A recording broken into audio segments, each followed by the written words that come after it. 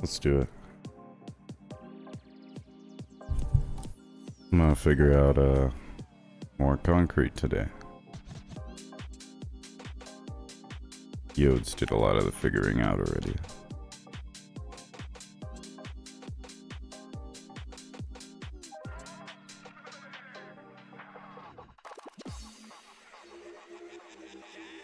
Where we're QRFing. Where we QRFing nervous.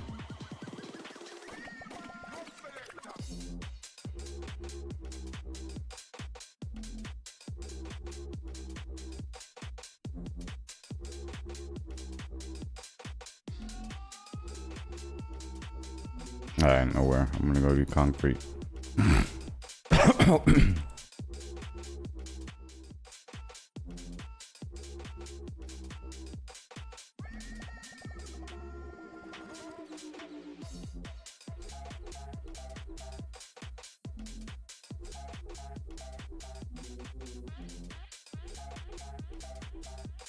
The fucking seal. What's going on?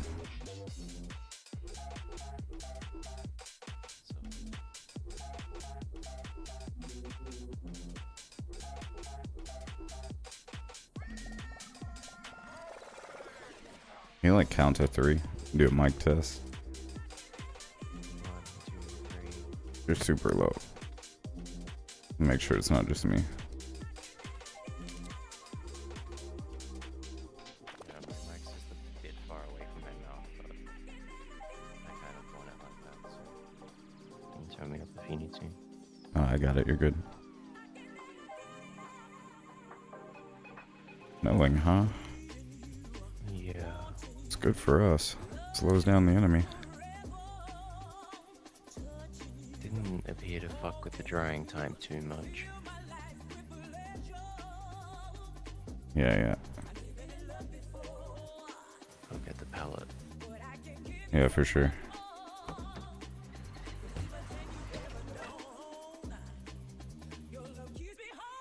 I was thinking about Howie Square, just there near the G house, but I can't get it across the road. Like the connection is there, but it looks obstructed. It's a big commitment, but I'm kind of thinking about demoing that obs near the safe house. So I should be able to get it across, but Let me see where you're talking about. Let me I follow also you. know if I can be fucked. It's like The first emplacement house north of the... directly Tunnel? west of the central ops bunker. Like across the road, there's a nice little gap between two G houses. Enough space for like 2 bunkers. Can you mark wide. it? I'm coming there in a second. Okay.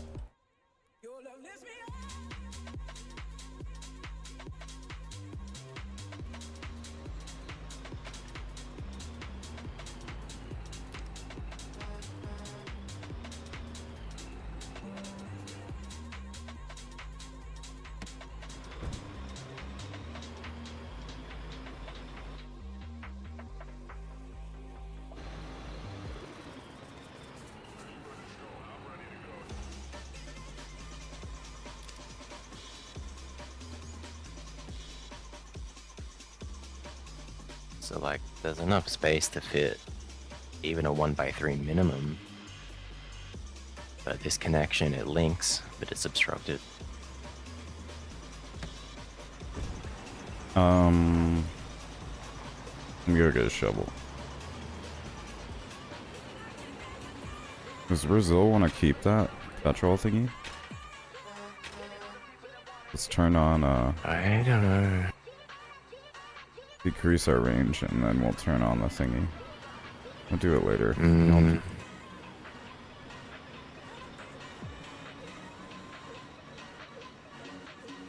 What, you wanna? Honestly, I don't know. I don't think we really need it. Okay, we'll just pull the petrol out.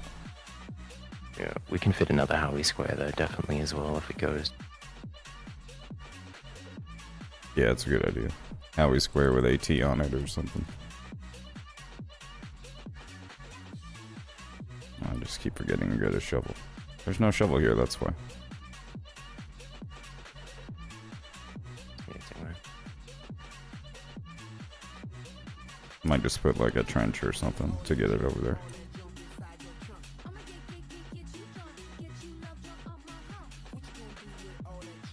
Yeah, I tried with a trench connector in a couple of different places. I can't actually tell what piece of the bunker it's trying to hook into because I can't see the little red or green section of the placement ghost. Yeah.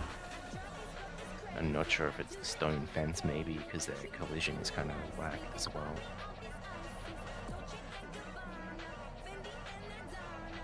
Oh, yeah, I can't tell.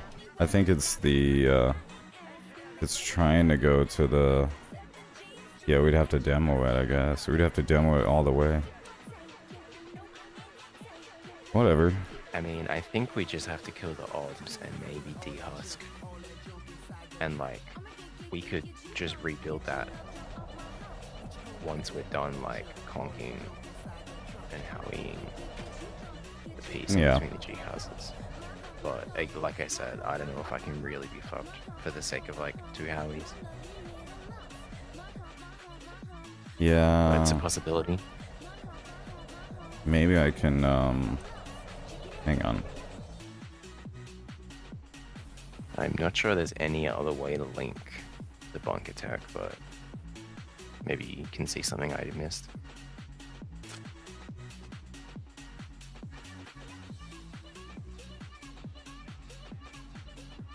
It also seems like you can't fit a trench across the doorway of this G house. I was kind of thinking about that. That's pretty lame.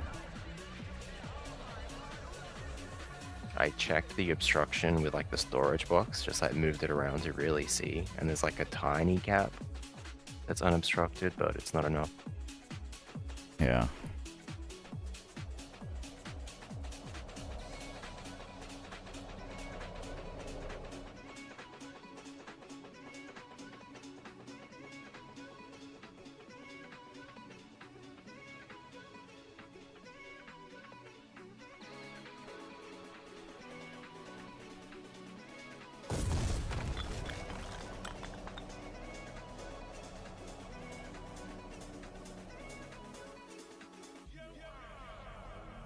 But anyway, it's kind of like, I don't know, I feel like we may as well focus on the howies that we can place right now.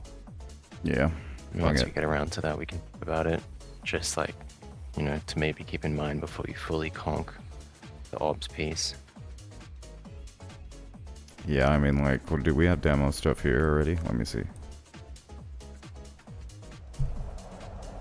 There's some mammons, but I'm not sure it's enough. 20 mammon in the seaport. So 20 mammon crate. Yeah. And then we got 2 crates of hydros.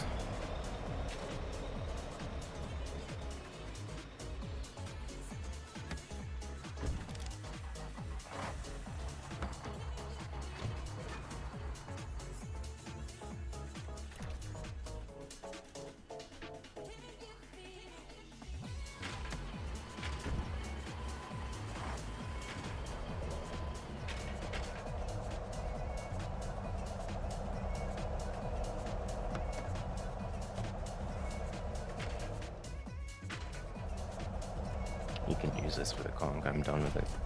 Nice.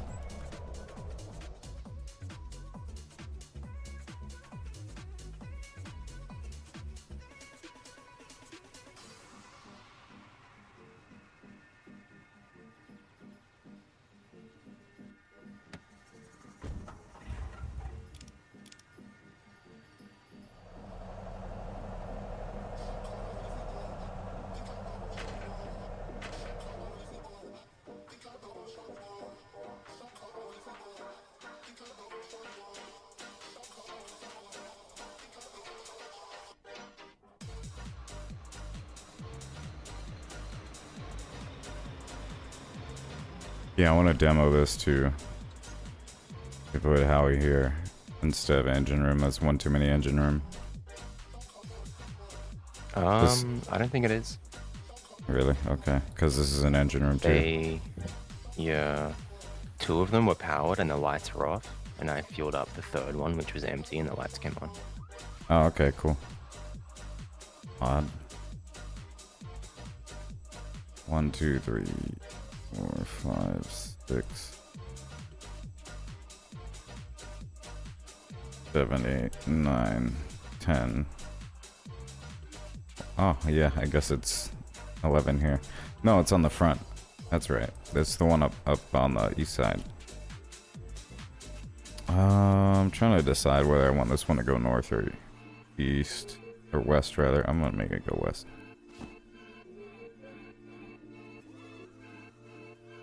Yeah, I mean, it's an interesting position to consider Howies, because it's like, well, 9 times out of 10, they're going to be at the border base. They're either going to be shelling us from the border base, or it's going to be Railstorm Cannon.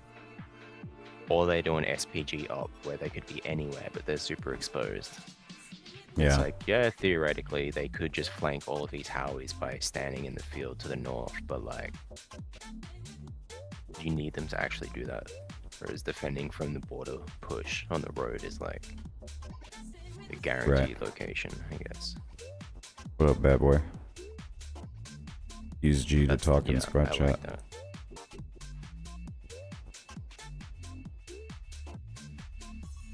that. Hey, boo.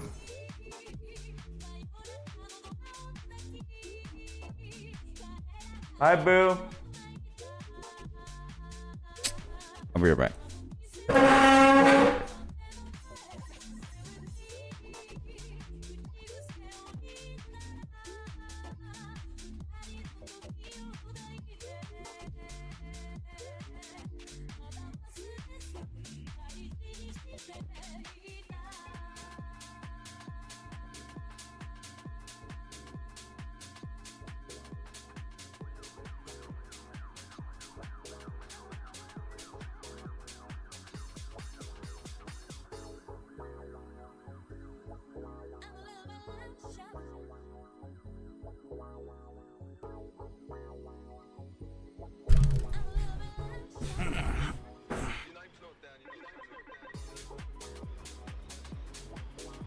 Yo, bad boy, use G to talk in squad chat.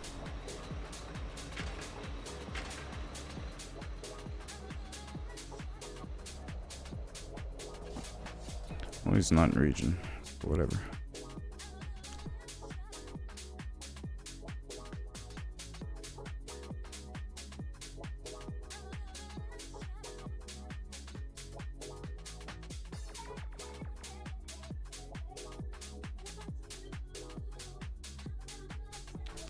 Oh, fuck. I kind of want to make... Yeah, I'm going to shoot this one that I tapped already.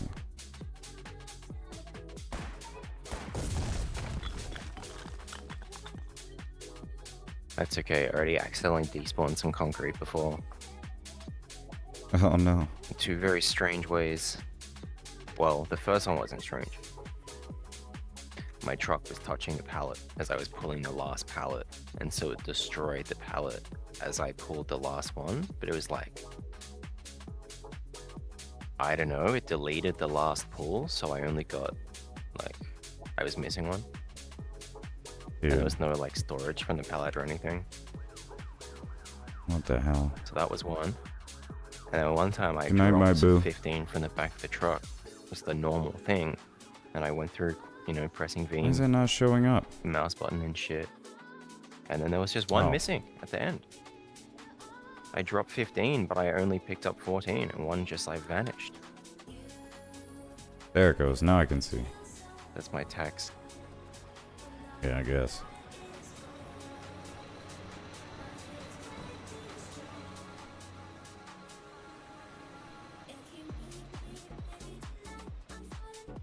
I must have used like at least 10 pallets of concrete today, so to lose 2 pieces, I'll pay that.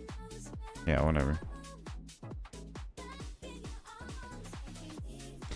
Yeah, I kind of especially want to put up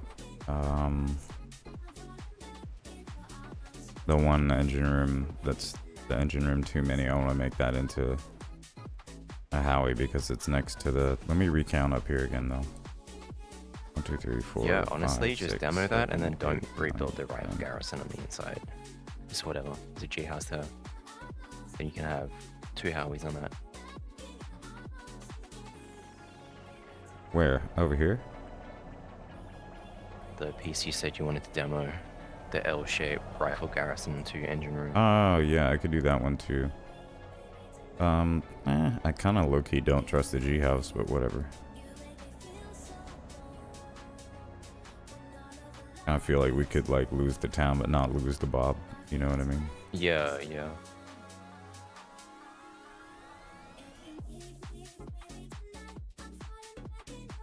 But yeah, this up here is, there's no G house, so whatever.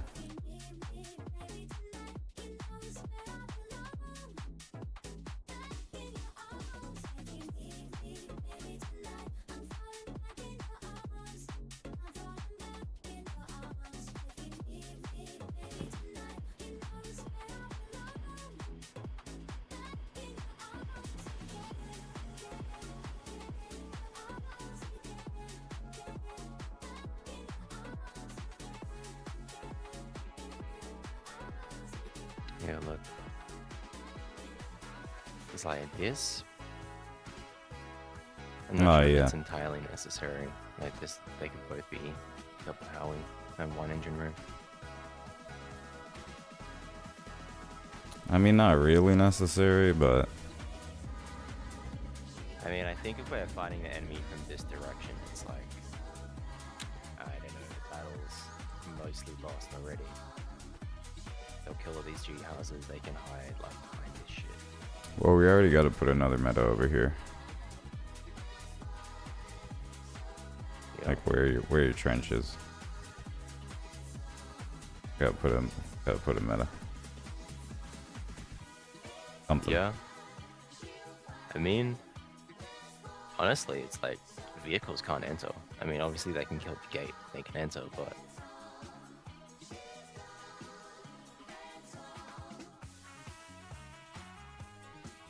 like I can think we can put something by the road, but I don't know if we necessarily need to have this like full-on perimeter because it's like, well, it's not really like a.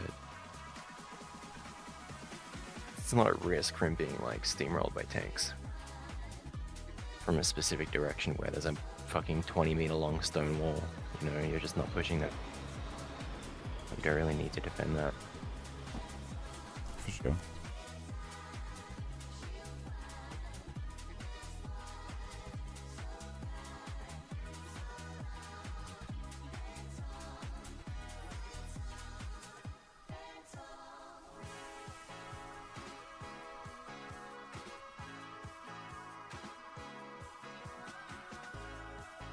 There's one Howie piece on the front, Bob. I'm gonna put one facing the east.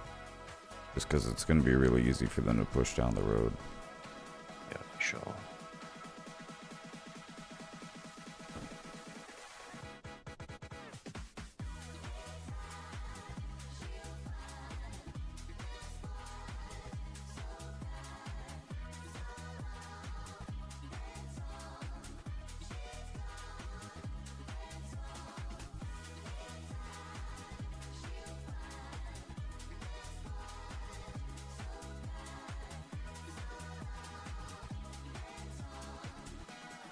Oh, I figured out why I can't walk up right there. Just now I figured that out. Stonewall. That's the firing port that I installed on the inside. Can't walk up. Firing Oh. port. I bet you. Yeah, I was wondering why I couldn't walk up the fucking That's it. stairs. Yep. You can walk up now. That's stupid. Be able to have a firing port and stairs. Yeah.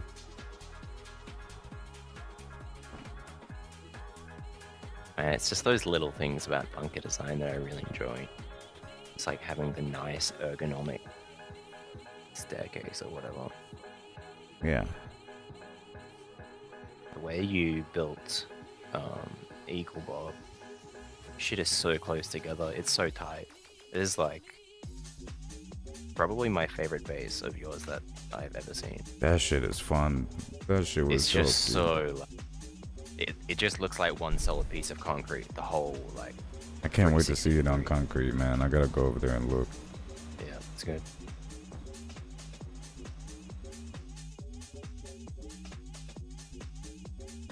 This one meta on the corner is not gonna have any west facing, but that's whatever. Be really far. It'd be hit with 150, but Good job, boy. oh yeah, Buddy. hell yeah. Like the build. Yeah, did you see the one in the south?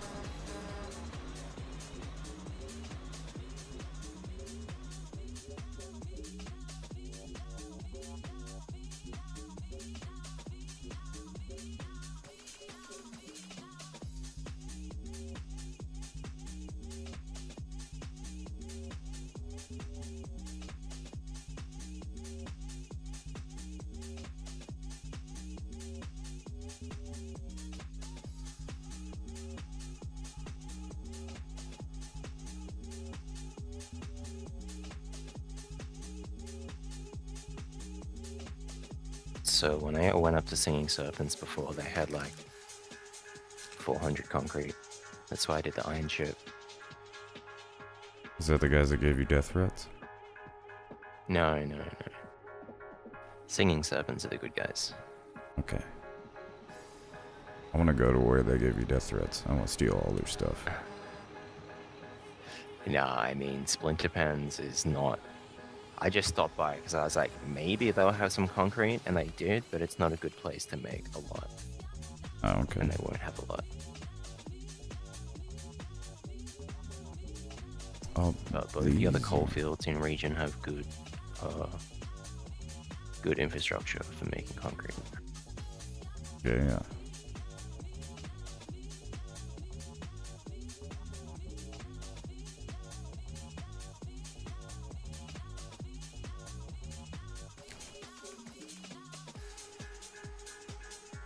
Nah, I want to keep that rifle garrison there, dude. I don't know, man. Not a lot to press on the way in for infantry. That rifle garrison is kind of like a last stand rifle garrison. Yeah. I don't think it's the biggest deal either way.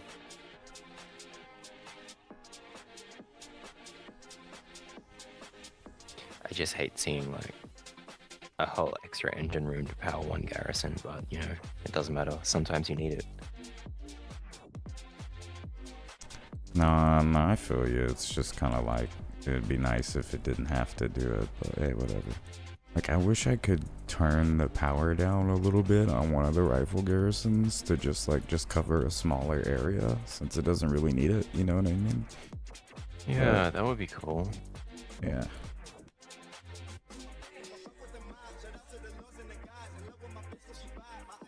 I wish we just had more control over how to send power to what things.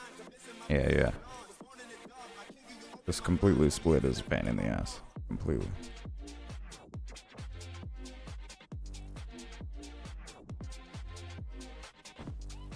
It's like, especially the way that I've done my power, it's like there's only one bunker piece separating the ops bunker grid from the main grid. So all it takes is one guy with 30 BMAT who thinks he's helping. Yeah.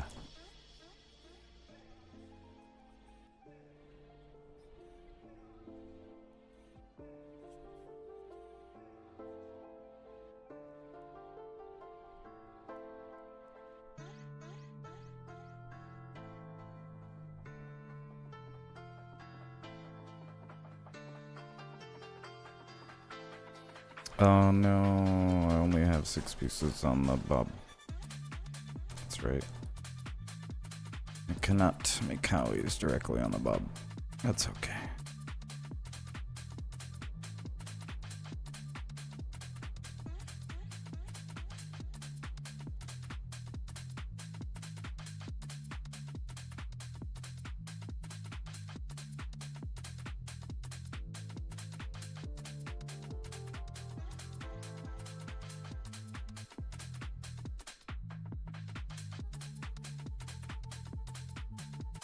Yeah, we can do the demo of that.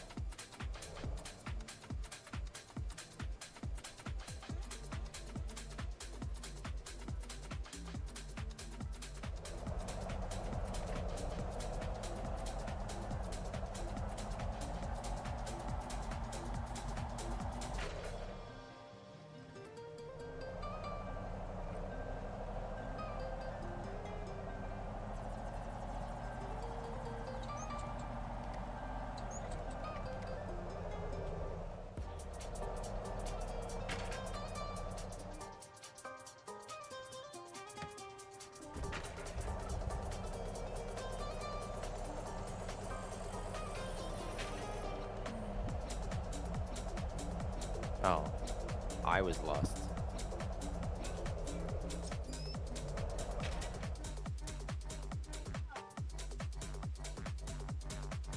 Oh no, reservation expired. I think you can re-reserve it. Yeah, it's expired.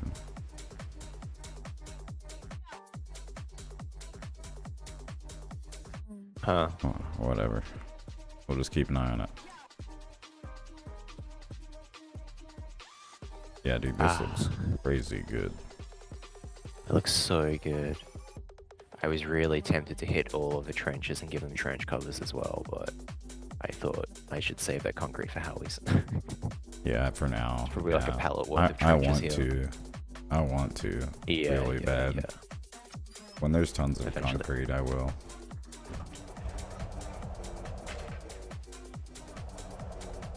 Got the east side. East side's almost got. Let me go vote.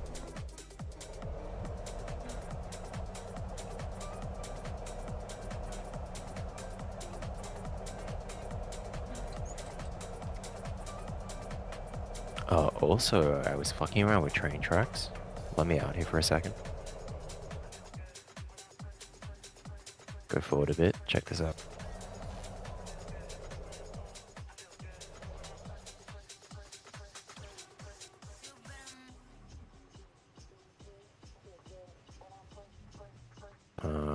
Okay, I'm struggling to get it now, but I brought the track across the road through this gap in the fence.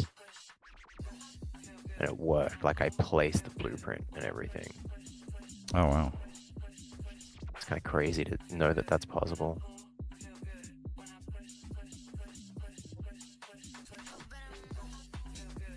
But anyway, it's clearly very precise, but Maybe. it is possible. Maybe at an angle. so- Maybe at an angle, and that's the only way. Right, hang on.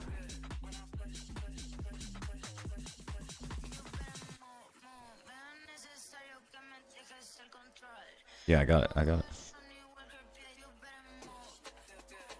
Cool. Sick. And you can also bring the train down here, this little path. No, it gets stuck though for sure right here. I'd imagine so, but I want to try it out. But if we can bring the train this way and have a cool little loop in the church, I That'd think be that would sick. crazy. Let me see. Problem is you can't branch off this dev rail anyway because it's on the road and you can't make connections on the road. Yeah. So you'd have to do it all the way to the south and you'd have to reconnect it there as well. Kind of stupid.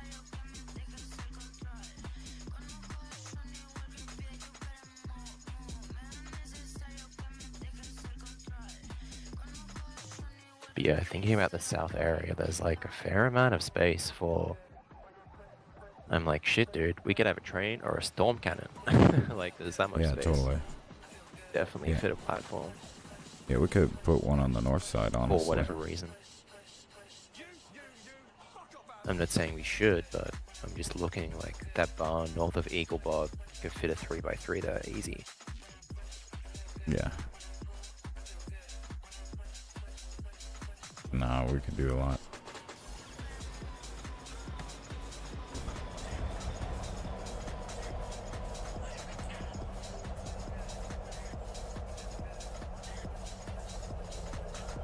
track also crosses there, but I spent a while trying to find a path through the gravestones, and I don't believe it is possible. Yeah, I don't know. I mean, we can like put up cranes in there. Yeah. Space for 1x1 foundation. Yeah.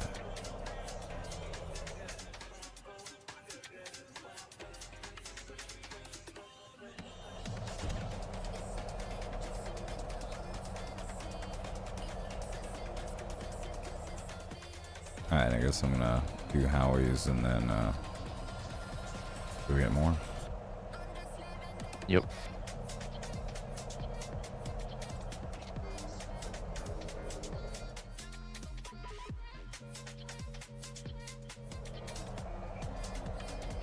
Do they have a pallet maker up there?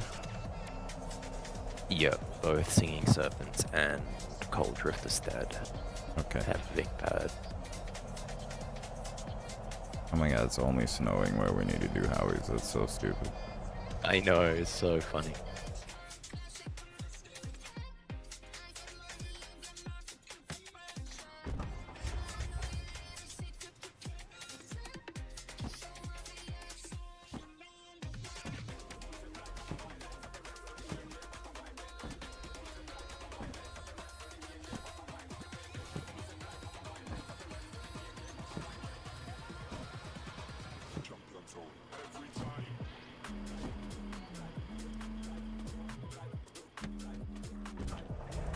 Okay, be right back.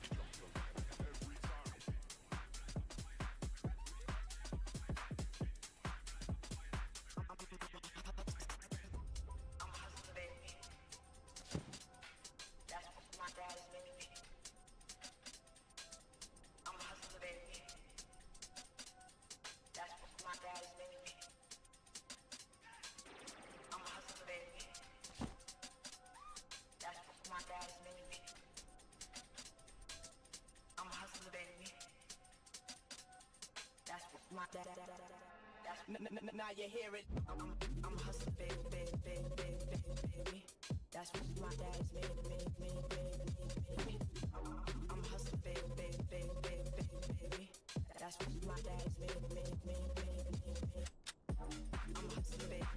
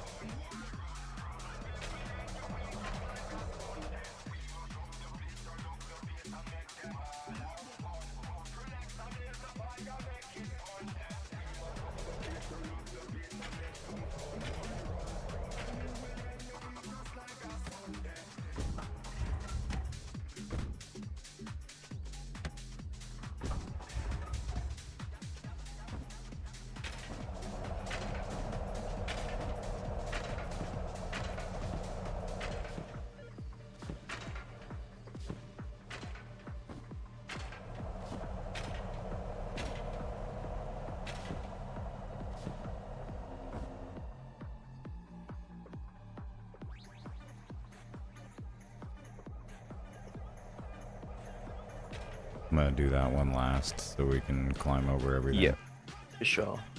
There's 17 concrete left. Oh, okay. There's probably some loose in some of the bobs. Yeah, there's 7 in Raven Bob, so we can finish one more piece.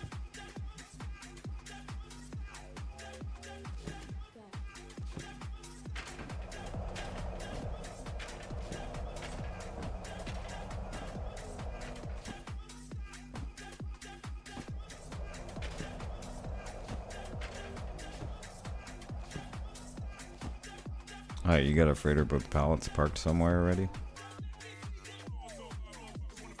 No. Okay, I'm gonna go figure it out. Okay.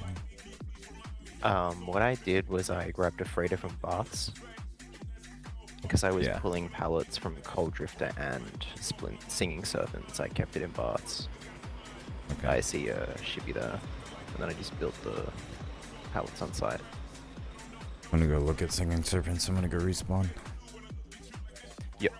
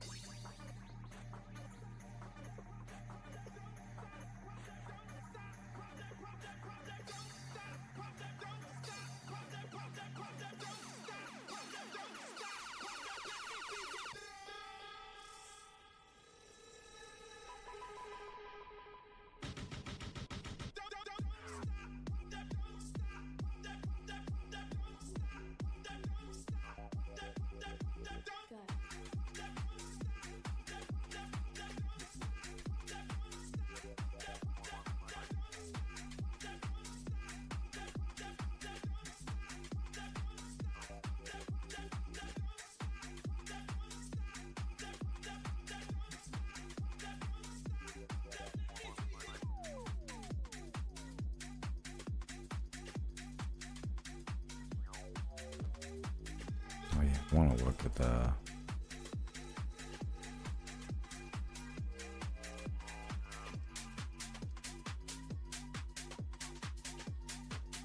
Thanks for doing M subs. All good.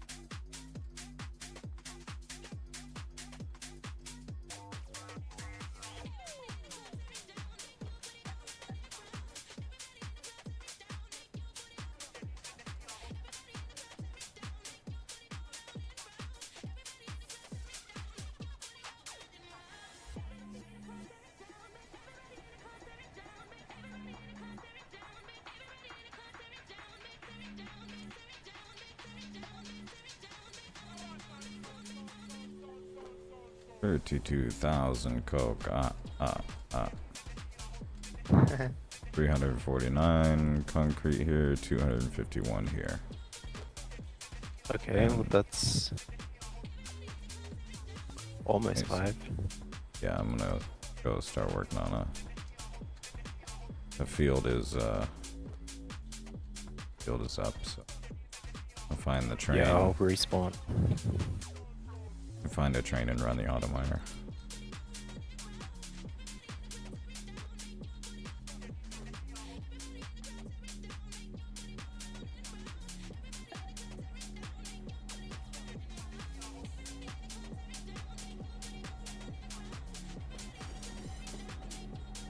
Can you use that for the coal when Can you're you done? check if there's a flatbed in Bath Depot? There is not, but let me look at other depots.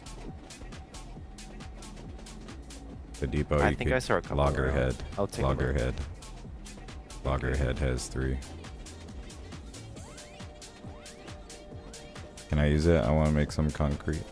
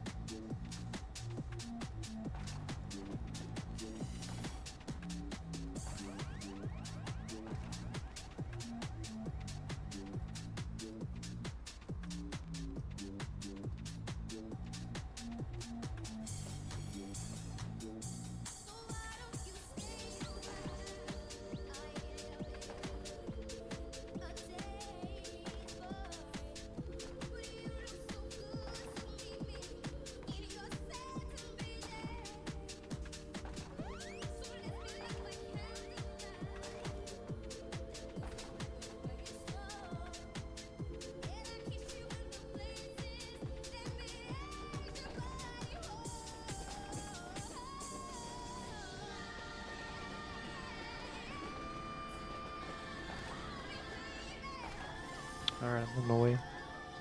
Oh no, queues are full.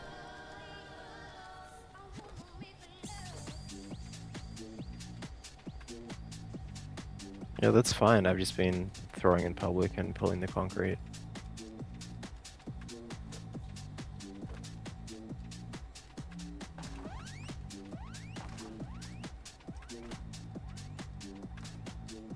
I've been here so many times in the last 2 days. Like, these guys know me by now. It's so funny. Nope.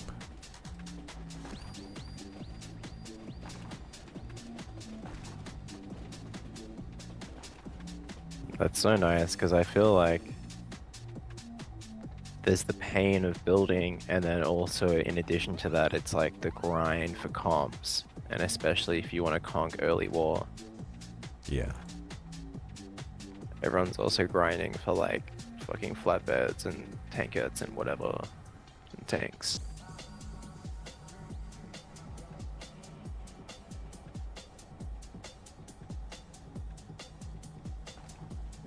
It's like this option is like less transport efficient and I guess a bit more time intensive, but like it's so chill. Yeah.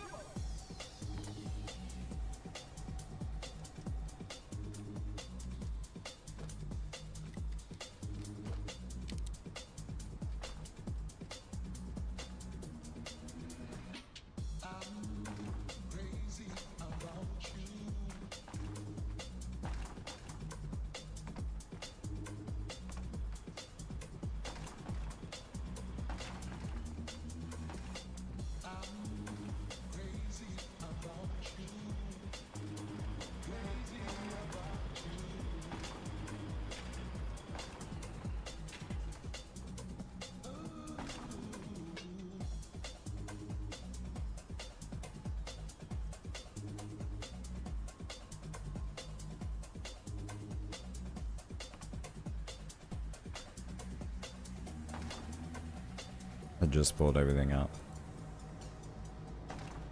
Oh, there's 5 It says queues. 1.7k. Yeah. Yeah. Yeah, it fills up so quick.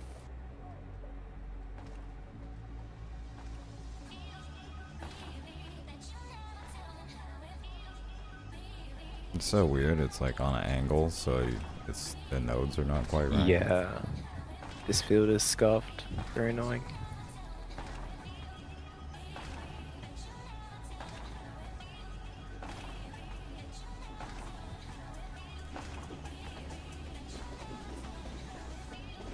I find facing uphill generally helps the most.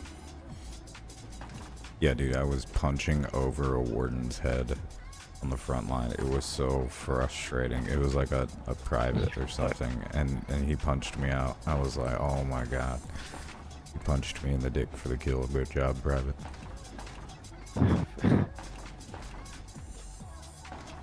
Yeah. These things happen sometimes.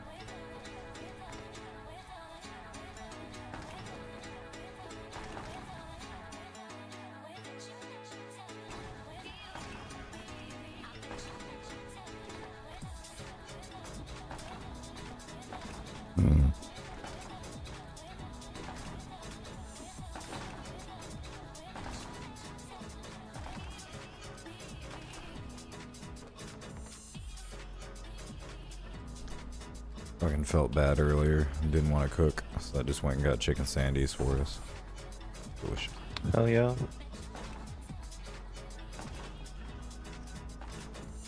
Yeah, that's fair enough. I need.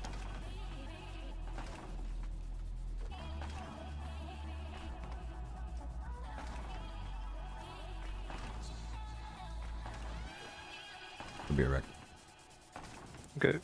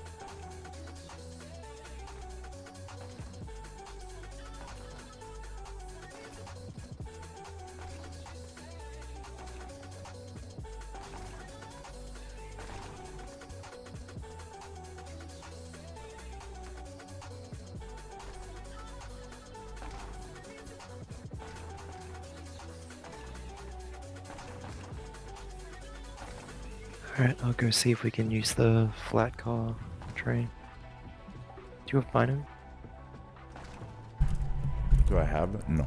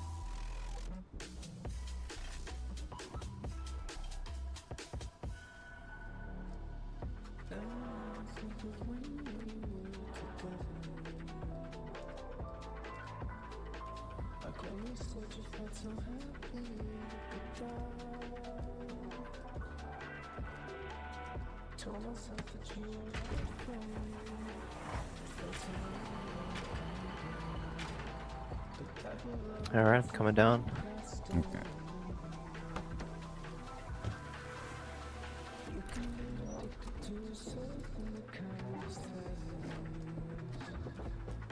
Can you move the resource minecart just all the way down as far as you can? Yeah. Towards the power stations. Yep.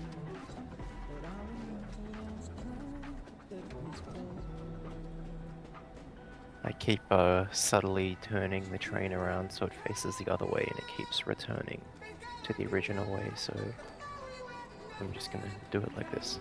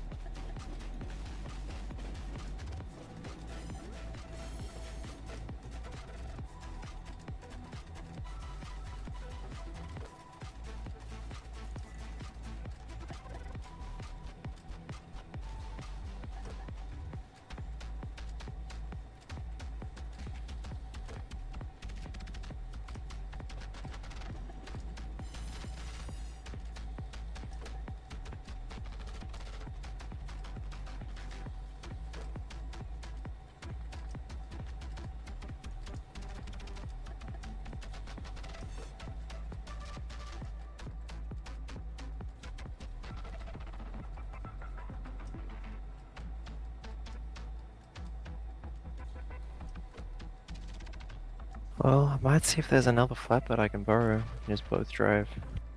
Like I wish I had Yeah. binos.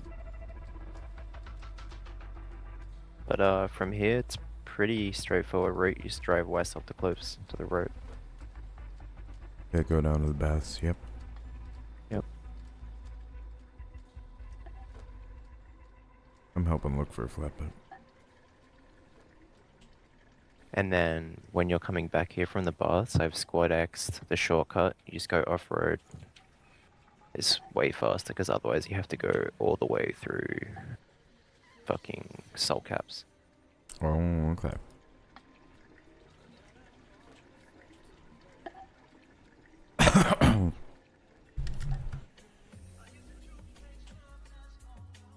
You got 2 flatbeds over here by the large pad. Okay. I'm wrenching one for you. Or you can take that one that's already over there. That's with the pallet. I'll just take this one. Okay.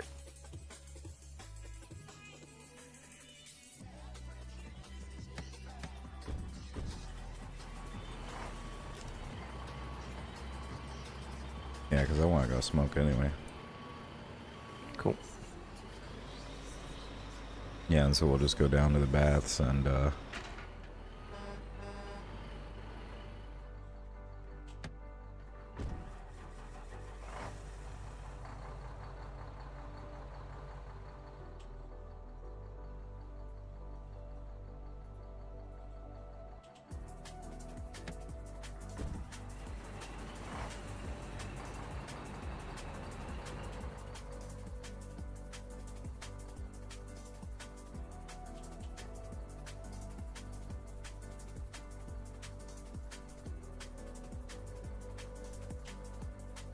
Yeah, come here, I'll give you a pallet.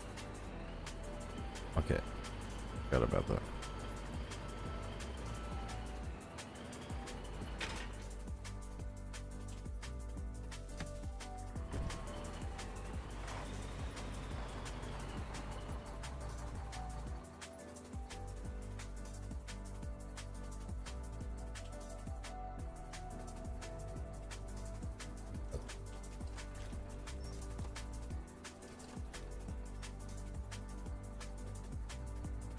Okay, there you go.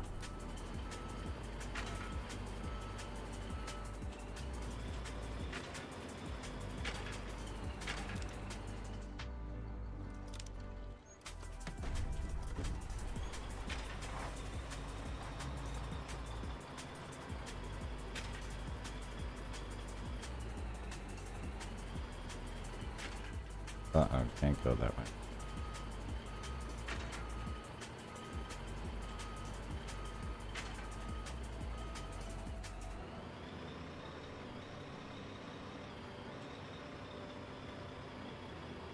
$64,000 coke there.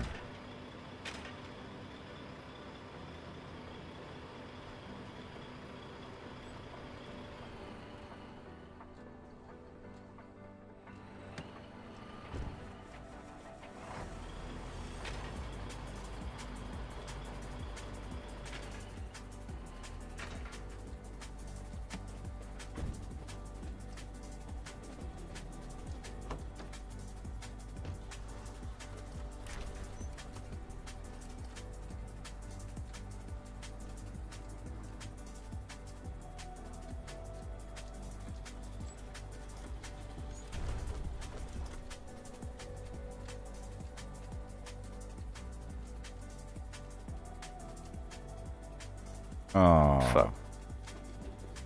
Yeah, look, that was bound to happen at some point. Might be a bit far. yeah, I guess. Whatever. Yeah, I wish that when you're doing the specific left click on the mine card, it was like coded to prioritize pilots, even if they were super far away. Yeah.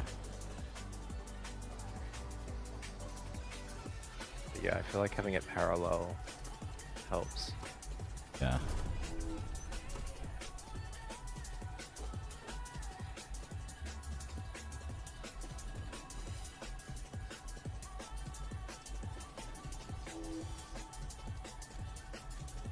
No, I don't have it.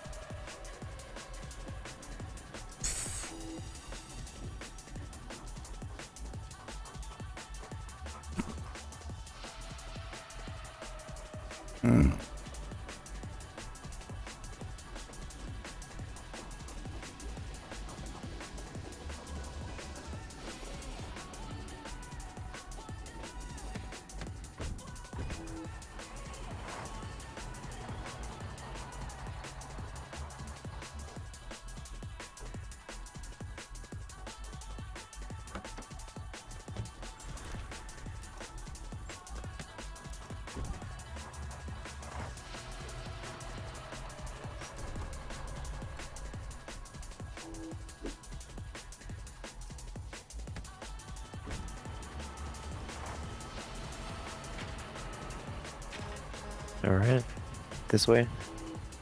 Okay.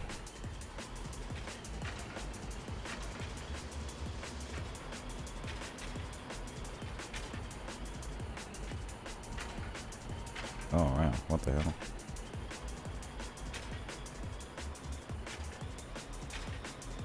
This is dope. Yeah.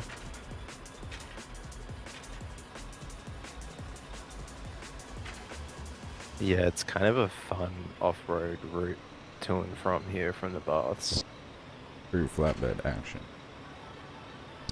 Fucking mountain biking on my flatbed. Yeah.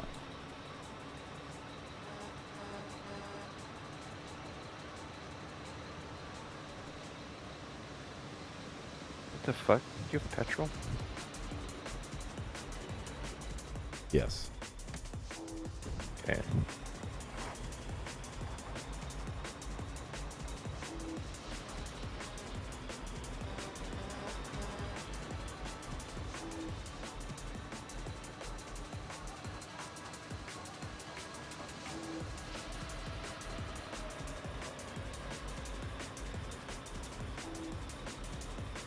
I'm gonna help at least get this stuff into the freighter before I smoke, actually.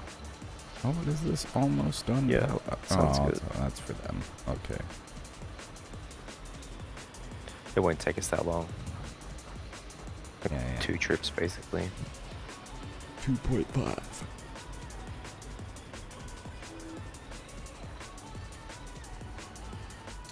One open, let's see.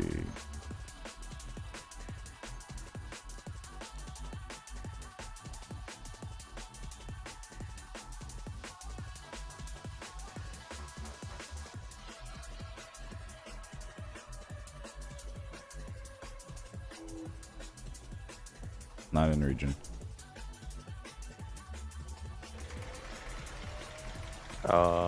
It's got shit in it though. Got fucking scrap. Yeah, I'm gonna leave it. Possibly four full containers. I was loading the other side, whatever.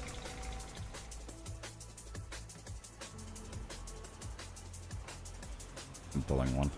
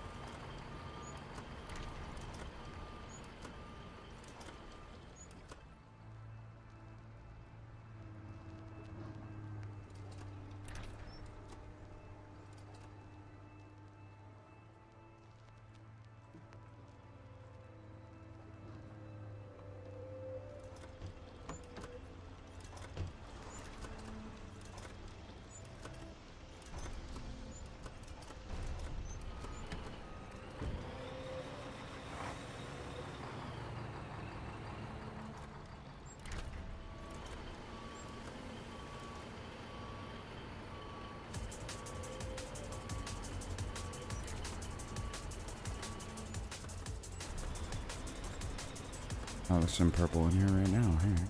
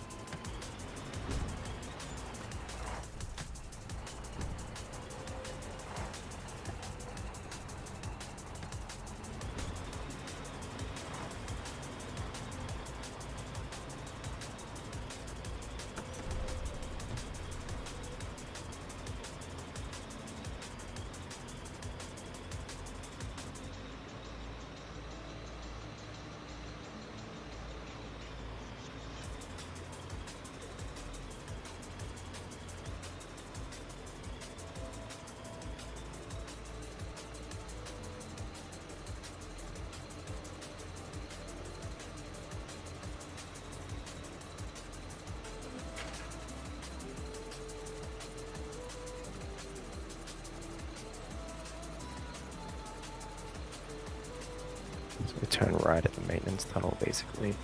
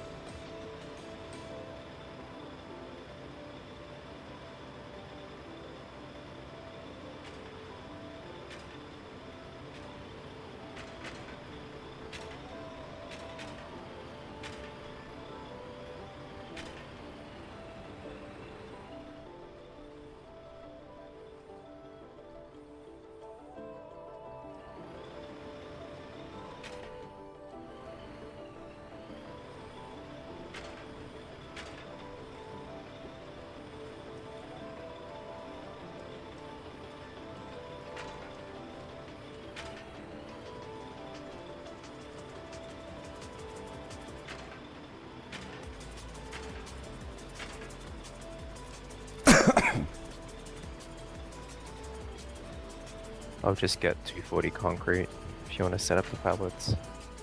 Okay.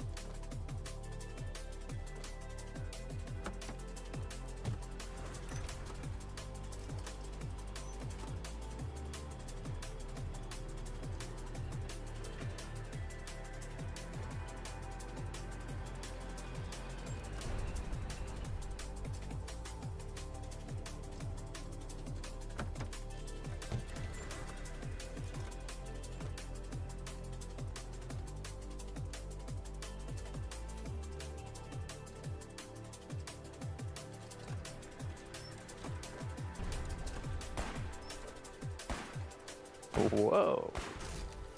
This shot like right up into the air. Yeah, that was dope. Celebratory fire. Cool.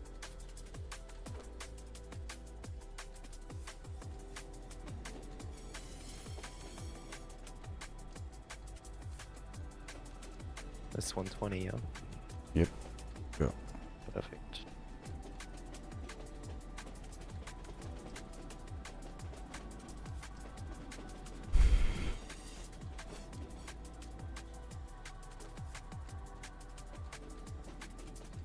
Fuck it. I'll pre-pull the last 120. And then I can put this away. Yeah, here, I'll just go get another pallet. Yeah, that sounds good.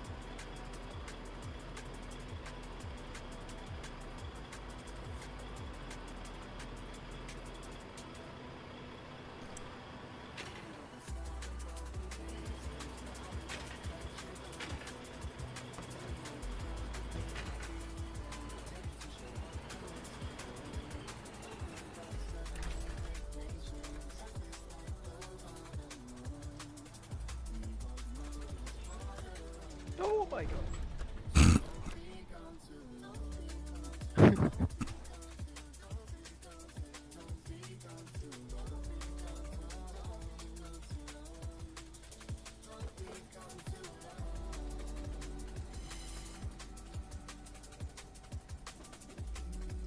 Okay, now I'll switch you up.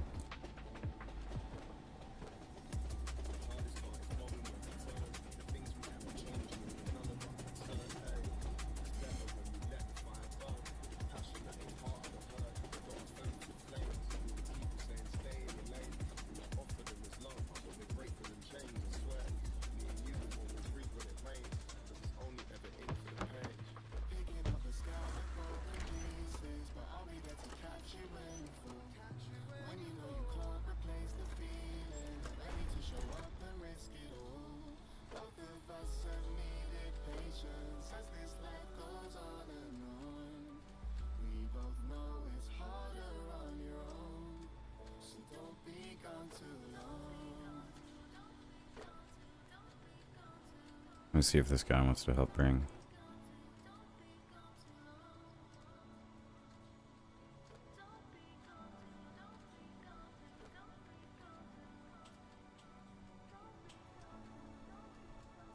Oh, he's AFK.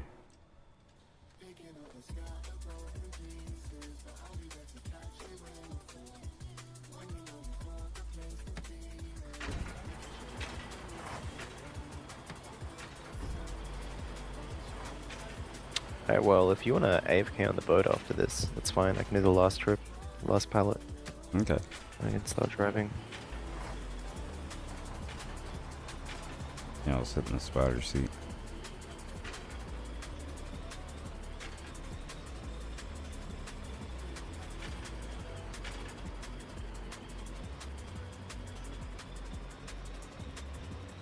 Yeah, kit matters now because you can stand. Earlier there was a guy who had a warden on his boat somehow. I guess he had it unlocked. Just to the north border. You've always been able And to then stand the on warden- enemy, on enemy boats, but you Like just the couldn't iron get ship? you couldn't get in them. Oh yeah, you can stand on the iron ship now. Yeah. But like the warden was standing on it and I guess pulling the crates from the iron ship's inventory, so he was over encumbered. And so the guy couldn't drive because the warden standing on top of him was over encumbered. That's annoying. Yeah. Lucky mean, boat, obviously what the just- fuck? Lock the boat, I think, Yeah. will prevent all of that from happening. But that being said, it's like I'm always carrying an Argenti now when I'm driving because I can just get out of the seat and shoot a guy. Yeah, right. Like I mean, bonus I like- stones. I like the revolver, dude. The revolver's baller. For sure. That motherfucker can be a one-shot down.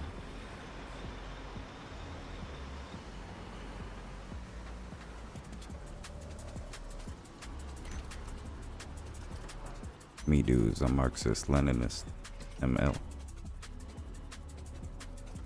Communism.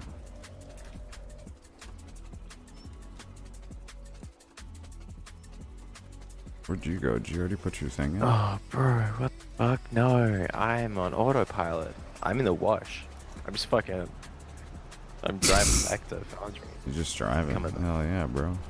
Vibing. Well, I mean, I did that like fucking 10 times yesterday, so I'm just like here talking to you. Yeah, subconscious I is feel driving. you.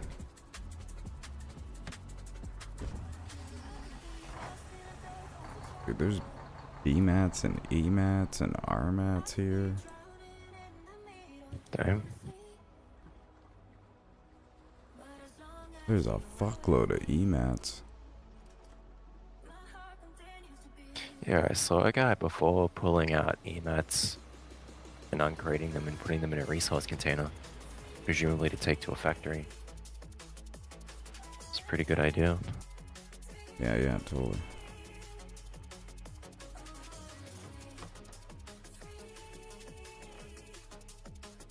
Water seat is so dope. Oh my god. Yeah. I feel like we literally talked about that at one point. Yes. I said this. Yeah. I mean, at first I was like, give me a regular spotter seat, like a hatch with binos.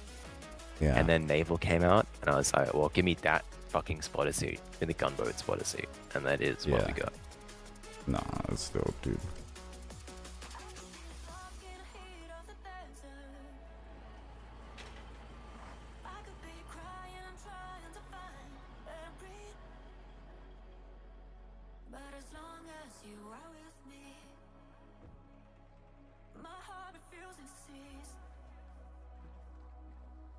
Taking a few of these wrench crates. Hell yeah.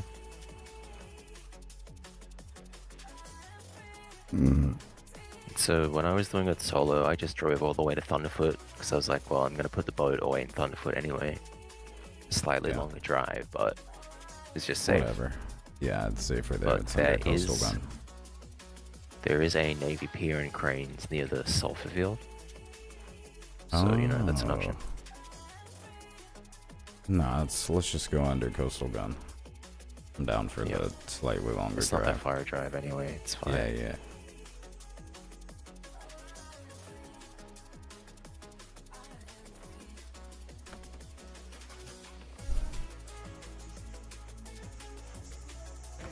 Alright, for sure. I'm gonna go smoke. I'll be back. Alright.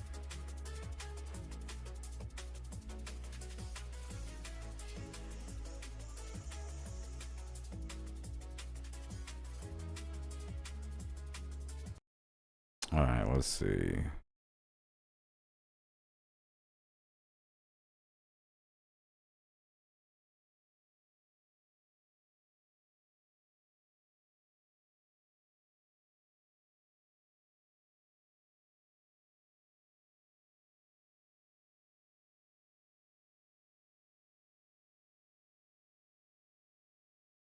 What the hell?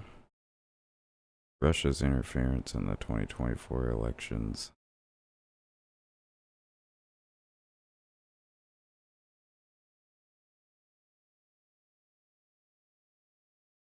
Making fun of Tim Pool.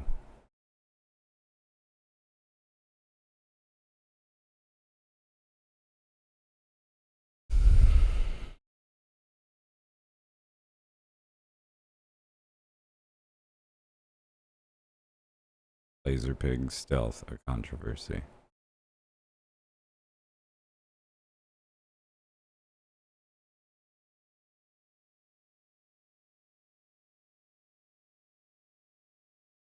Yeah, let's watch the stealth thing.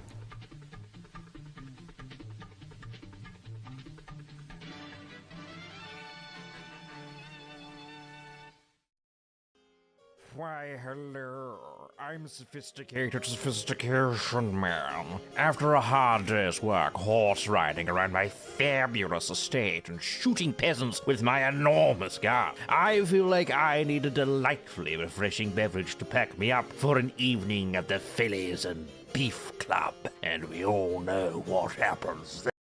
What are we, fucking? Well, the Gamer Subs dodgy drink addiction. Yeah, it is now over. Gamer Subs gave me a year-long contract. The objective is to get them to cancel it. You have been warned. I'm Laser Pig by the funny wake-up powder. Here's the video. Hello, I'm Laserpig, self-proclaimed military expert and all-round bit of an idiot. I've always been obsessed with history, even from an early age where history books and DVDs were a common gift on Christmas and birthdays, which honestly I much preferred over gift boxes of deodorant and eau de toilette, whatever the fuck that is. You may have shared a similar experience. Some people still buy DVDs? I don't know, I'm not down with the kids. I have no idea what they do. And whatever they do scares me. But since my discovery of the Reformers and the fighter plane Mafia back in 2013, my subject of interest moved away from the Second World War and big armor boxes with guns in them, fascinating though they are. And instead, I spent many a night, pot of coffee in one hand, bottle of wine in the other. Alright, more wine than coffee.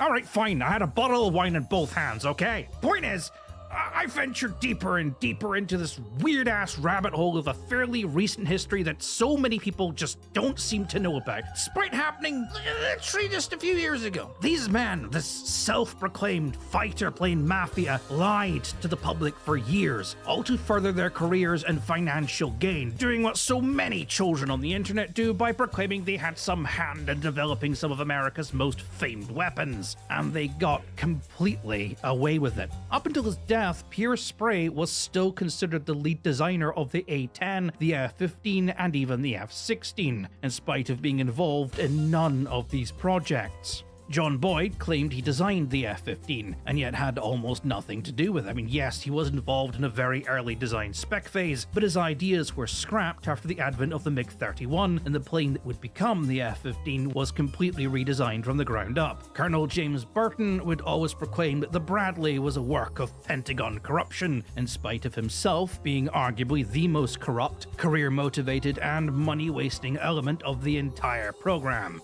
And Spiny got an award for his services to the government from the Pogo Foundation, the foundation he helped found. And all he did while still working at the Pentagon was to send over 500 emails to various people over the years, blasting them for their critique of the fighter plane mafia, several of which were sent to the editor of the Air Force magazine, in which he referred to him as intellectual slime, for daring to point out that in Spiny's report where he claimed the defense budget of the United States was 5 times what it had been in Vietnam, shock horror, he had forgotten about inflation. And the one question I have constantly asked myself is why? Why have these men been allowed to get away with this shit for as long as they have? I mean, yes, the Air Force is still to a point obsessed with Boyd, even if it is just his fellow PowerPoint commandos, but surely there were higher-ups around at the time who would have known what he was saying was bullshit, knew he and Sprey had absolutely nothing to do with the projects they claimed ownership of. Heck, when Pentagon Wars was published, and even when it was being converted into a film, the generals Burton was talking about were all still alive, and would have known damn fine he was nothing but a career monkey out for blood.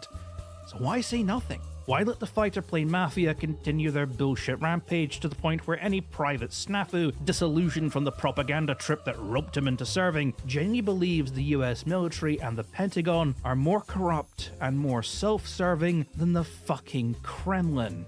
Now I have a theory. Of course, it's just a theory. It sounds plausible, but ultimately I have no idea if it's true or not. And considering it's about the US military, it could be just as equally true as it is untrue, or anywhere in between. Let me explain. After years of digging through archives, books, declassified reports, emails, and even opinion pieces by those around at the time in search for information about the fighter plane mafia and the true depths of this almost calm they've been running since the 50s, the name of a certain aircraft keeps popping up.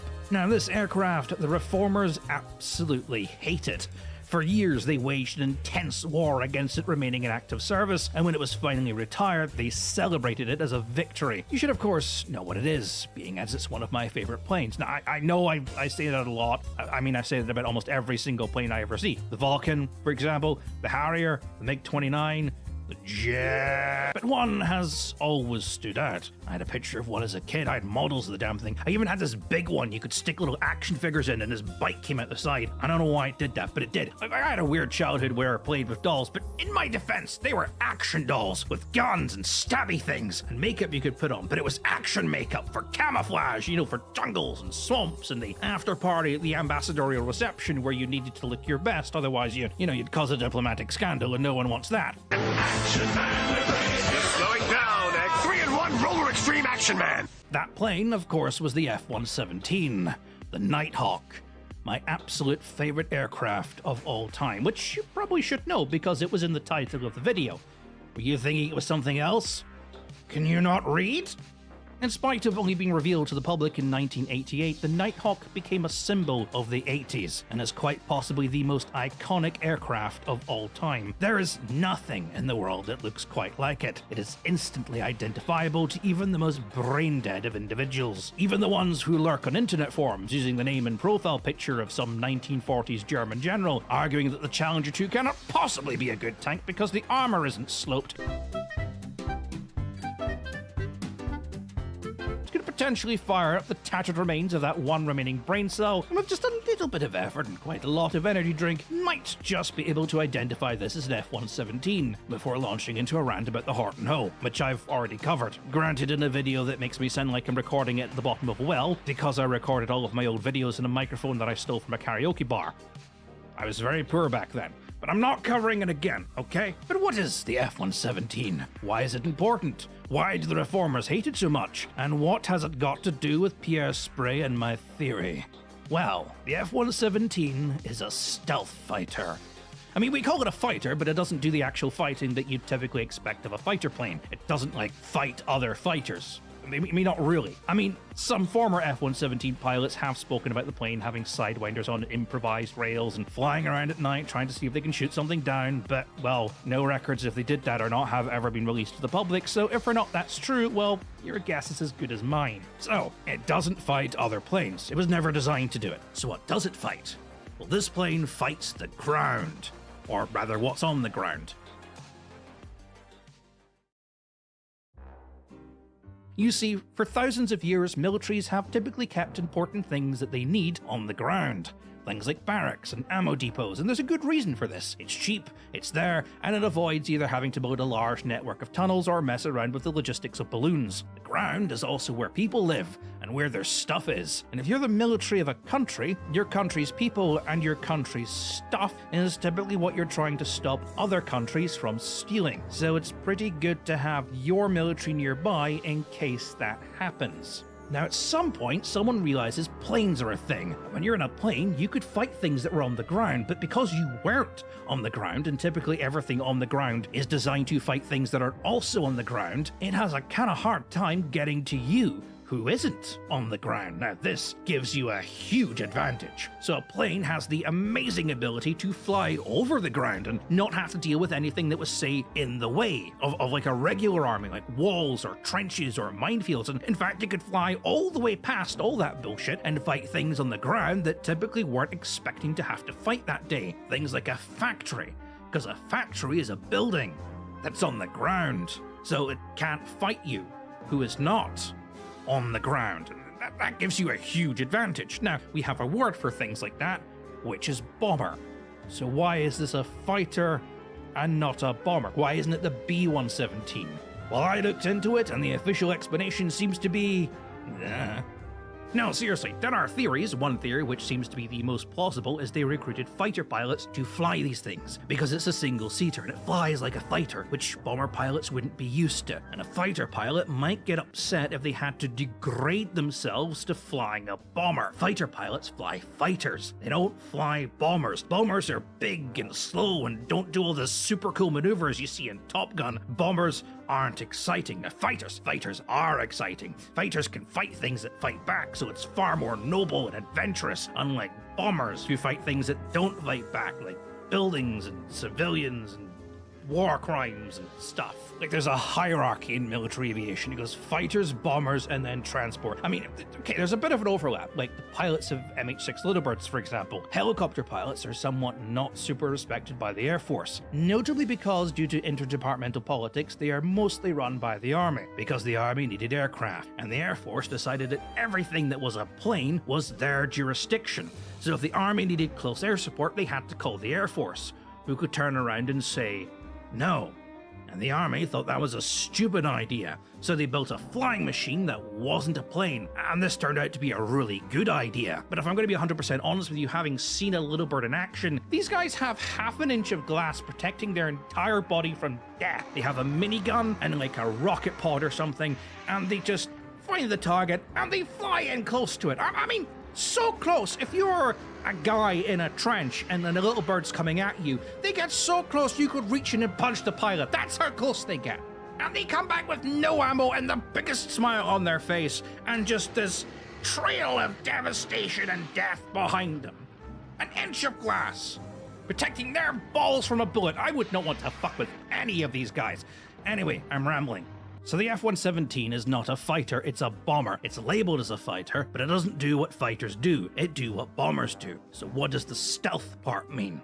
Well, stealth, in lieu of any nonsensical, overly detailed explanation as given by various fancy dictionaries and websites, is the art of not being seen. If you can't be seen, the enemy can't shoot at you. This is why the F-117 is black and flies at night. Night is dark. You can't see very well in the dark, especially if what you're looking for is also dark. Only the superior American mind could think of such things. Okay, it's more than that. It's not stealthy because they painted it black. Okay, look, this is going to take some time to explain, because to understand why stealth, you need to understand why is stealth important.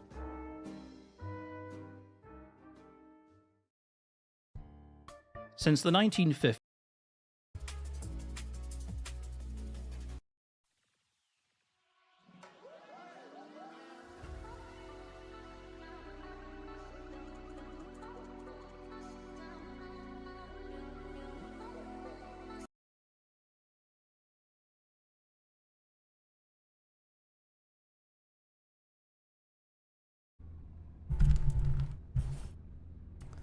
Okay, I'm back. Okay.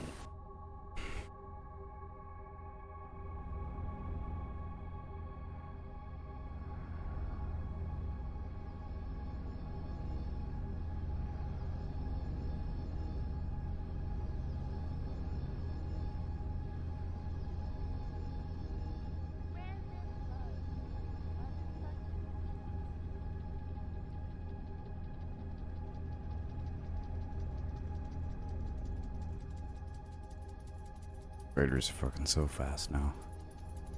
Yeah. It's just Diesel.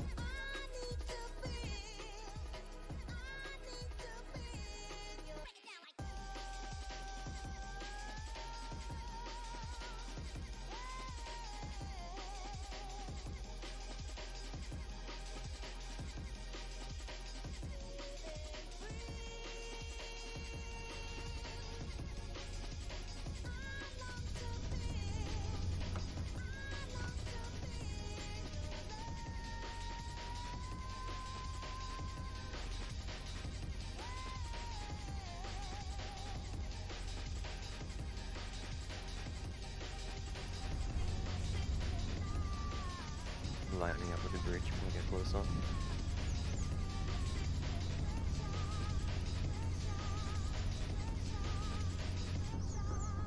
What'd you say? You line me up with the bridge when we get closer. Oh yeah. So I've had a couple times where I miss and it takes a while. Azimuth 170. Turn right. Good. Turn right. That's good. Turn left a little bit. That's good.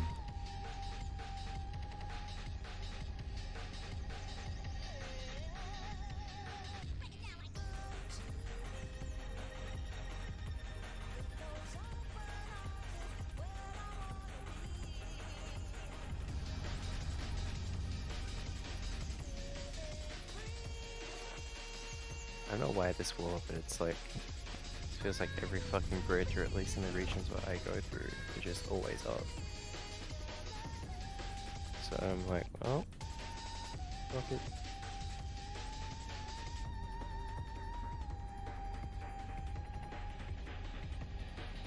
Right? Yeah. Fuck it.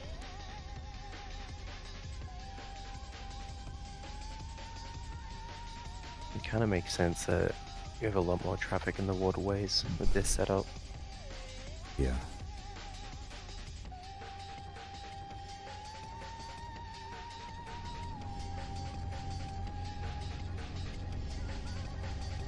I'm gonna go get a flatbed from town.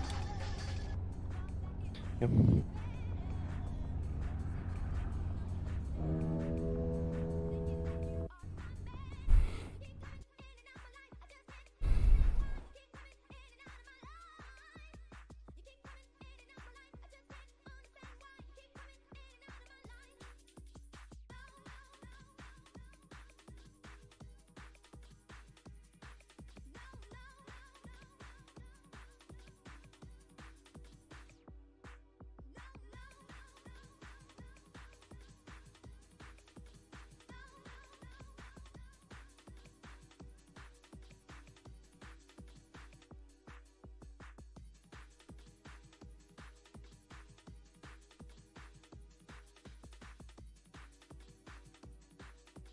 Yay, the fucking noob factor's decaying. Yep. And we'll put Howie's there, metas and shit.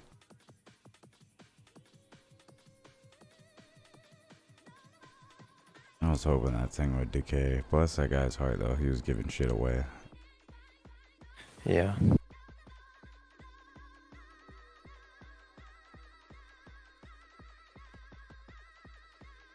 I need to put one shirt in that, Bob.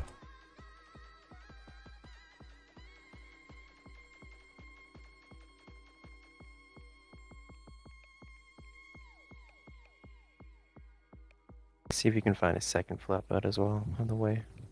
Yeah, Somewhere. respawn and bring it.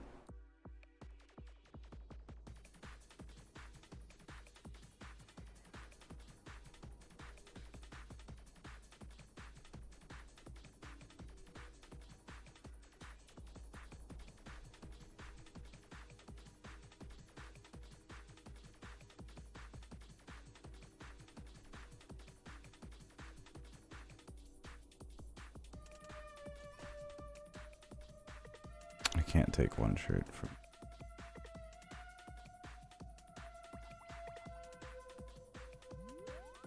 Oh no. Might have to use the crane to get the anti-partisan out. No. Yeah, The true. Howie. That's okay.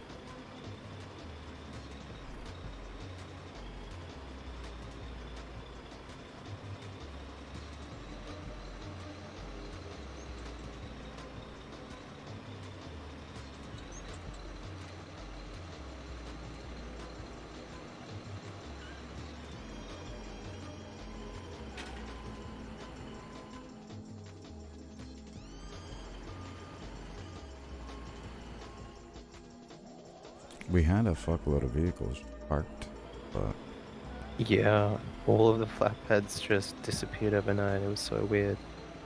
I had to get one from Thunderfoot when I logged in. They were not in town. yeah, there's 2 in Thunderfoot. I just thought there would be a fuckload still. That's fine though. Maybe somebody So actually moved them. strange. There were like heaps of flatbeds parked like all war, and then overnight they all go. Yeah. Does kind of sound like maybe someone did a little cleanup operation, maybe.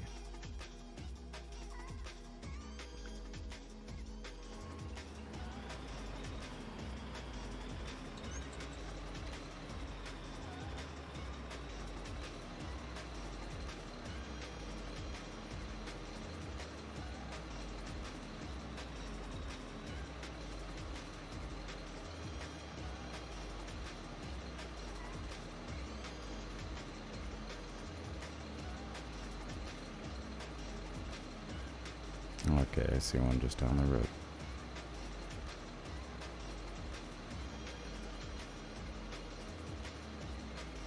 Yeah, somebody might be using it actually.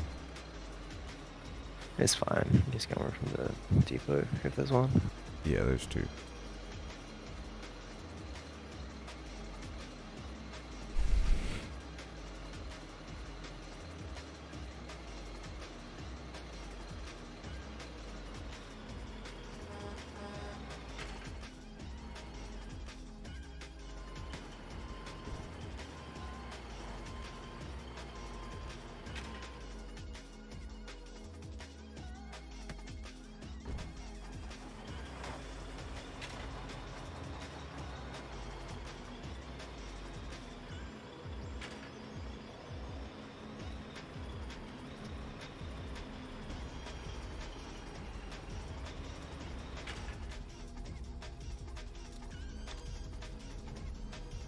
I'm at Vagrant Bastion and there is an iron chip in the middle of the fucking way. So I'm gonna take a little bit. Oh shit. There, you got a wrench? Oh no, you have my wrench in the inventory of the ship. I can push it. There's also just another guy AFK in an iron ship, so there's 2 ships on my way, but I think I can make my okay. way through.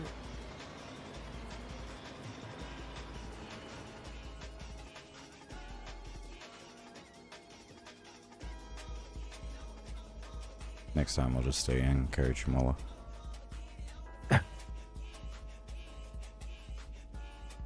Yeah, I really want to know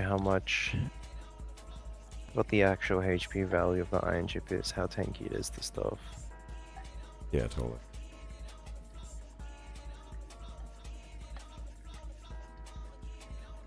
Well, luckily there's water physics. Just push this thing out of the way. Hope I don't get stuck in some weird way.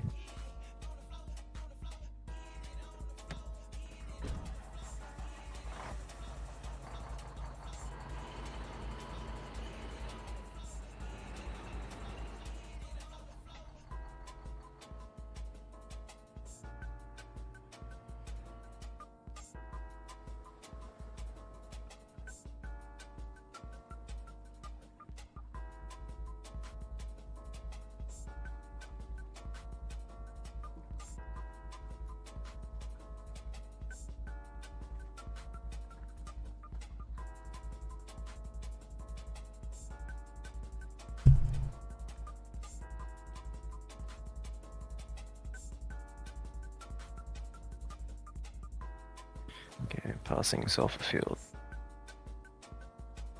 Go in your truck.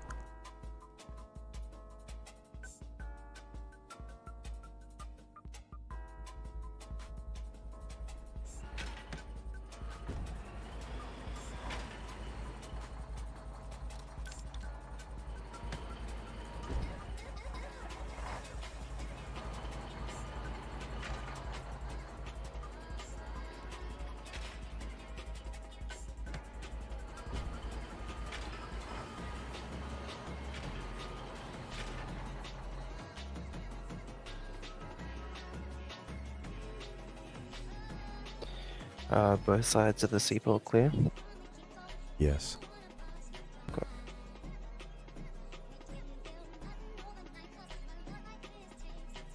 There's barges and freighters in the seaport, buddy.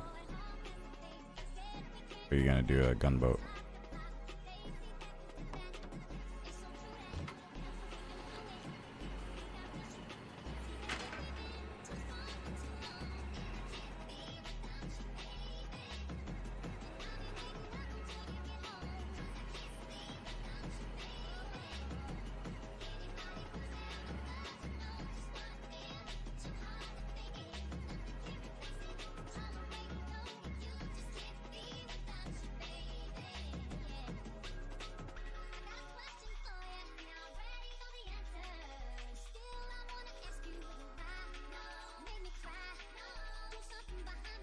Yeah, I do want to close in the defenses 360. And I'll do the train loop. You don't have to be massive Yeah. defenses like at the cores, but something. Yeah. Look at a wall. It might be hard getting So- south coverage. There's a lot of tracks, large and small.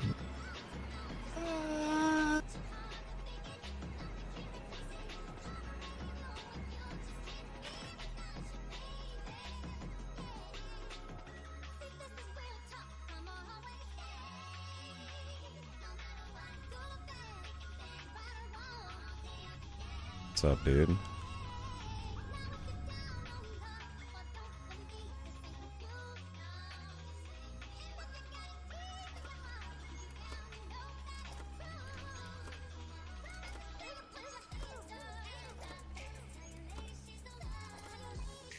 Wow, good job, guys.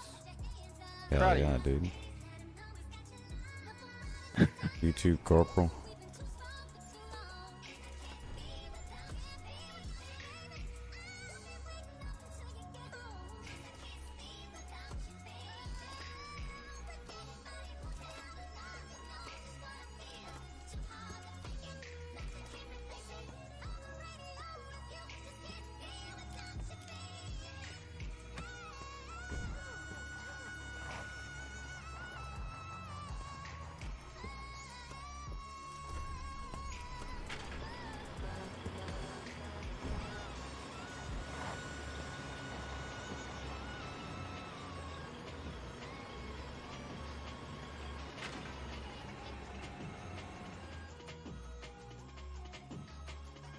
Radio here and shit.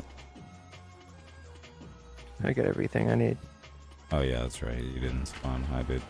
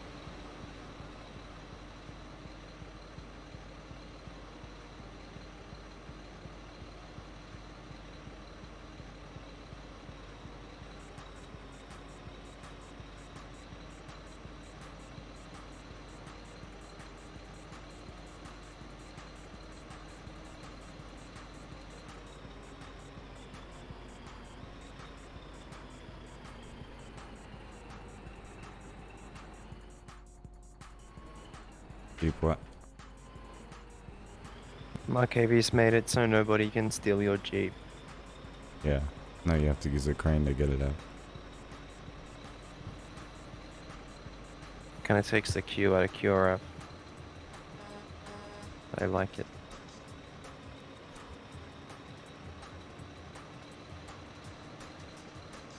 Like CRF, casual response.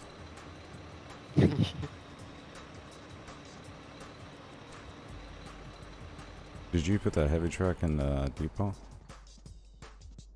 No. Where'd you put it? I don't know. Somewhere in the North Fog. Okay, we'll find it. No problem.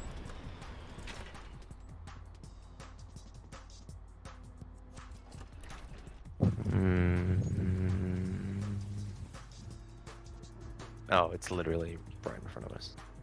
Okay, cool. Hell yeah.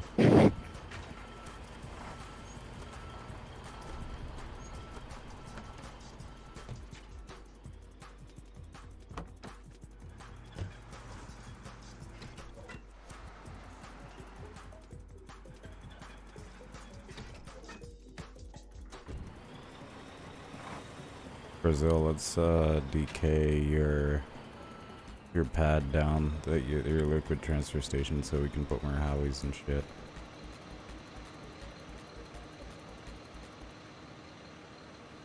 We won't repair it. I took everything out. We already took out the fuel, yeah. We're just gonna let it decay. Oh yeah, you can demolish, that's right. Yeah, if you want to demolish and just throw the material in the North Bob, we'll use the gravel for cranes later. After that newbie facility decays on the east side, I'll probably end up putting crane stuff there.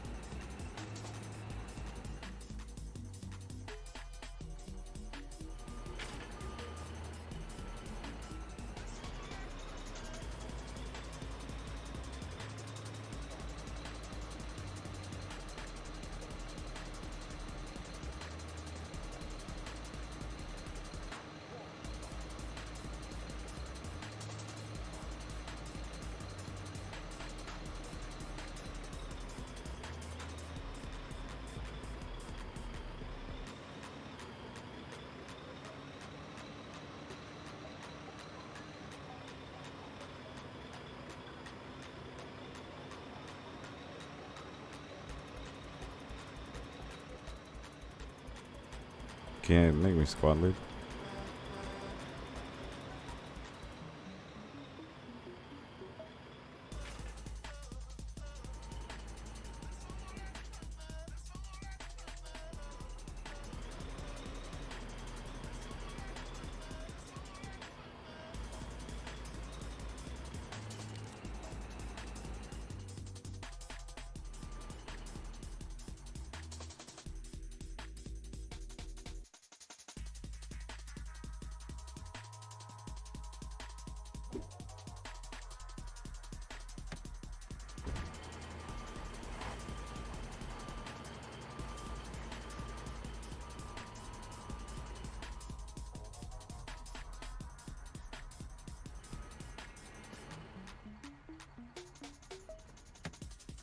Reel in, yeah, we do public Logi trains normally, so just hang out with us. But yeah, you can organize trains with just about anybody. Hello. What's up, Luxoria? Yeah, I needed Yodas for it. I don't know if I'm pronouncing it right. Is he actually yeah. here? What's Yeah, up? I had Sorry. to demo a 1x3 by Foundry. I rebuilt it, but I don't have access to conk, so I couldn't reconk it. No, that's we're okay. bringing some in right now. It's already that's correct. sorted. I Okay, thought it may have to be demoed, so no worries about that. Ah, cool. Funnily I enough- was so afraid. Nah, it's all good. Funnily enough, when you rebuilt it, it was actually in rapid decay, so it was good that you didn't come. But I Wait, got a place. no, right? Was it? Yeah, well, it was decaying. I checked it, and 2 of the pieces weren't. They didn't show a supply source. Oh, I've had this I before thought I when had I it build just right up outside. against the border, right? And it doesn't say, like, when you're looking in the placement, right? It doesn't say it's rapid decay, but it actually is. That happened Oh, to me a that's couple times. nasty. I'm sorry. Yeah, it's brutal, man. But, you know, no harm done. It's all good now. Yeah, we're Alrighty. bringing in new concrete right now. There's howitzers going up already on the north side. Nice. Yeah, we are based in Heartlands, and there's no concrete anywhere near us, so we're just waiting until everybody else is done. For sure. I've been going to Drowned Vale. It's a nice little facility in Singing Serpents. Yeah, That Yeah, I I mean, think we got time. no one else has found out about, so that's why I've been getting everything. Doesn't seem like anyone else has been taking it. they've got so much free no, shit we, there we too. need like 12k for Heartlands, so Yeah, it's quite a hell yeah. lot. For sure. Yeah, you're gonna need concrete at that point. Yeah, we have the Pandora scrap field. It's ours, and the oil field right under Blemish. So the oil field is just W's, but the Pandora has actual defenses. Yeah. No, we did that. We Yeah, did our that is a best. drive for comps, hey. It's a long drive. Yup. At least you got trains now. Yeah. Yeah, we were actually the first train going. Fuck yeah, dude. Hey, can we use your train sometimes until we get ours going? No. I Okay. mean, you can maybe ask the NAP, the coalition, but the train we have in the facility here is like full time going for sulfur and stuff. We're making ammo public and for NAP. So. Oh, that's fine. We're gonna get one for the town up here.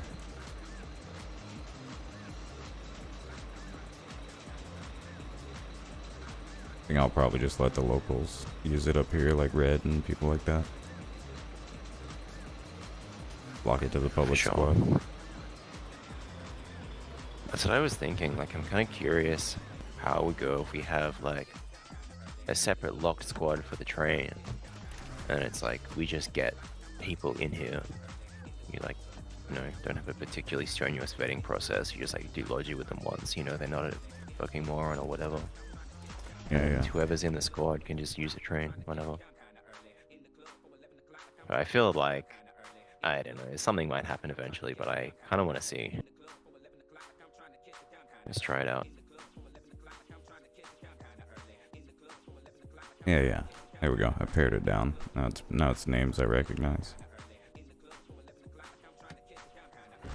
Alright, I'm gonna leave the squad again. I was just mostly here to check on the 1x3 if that was sorted, Yeah. and apologize if I had to. Appreciate No, you're good. Appreciate it. Alrighty, see y'all later. Dude. Oh, one last thing. If you could get Yeah, the of course. homie sign to come. Oh, never mind. It's too late to demolish. It's all good. I mean, it's Oh, the 3 sign. downvotes. Y'all got 3 people, right? Yeah. Alright, hey, have a good one, guys. All right. Peace.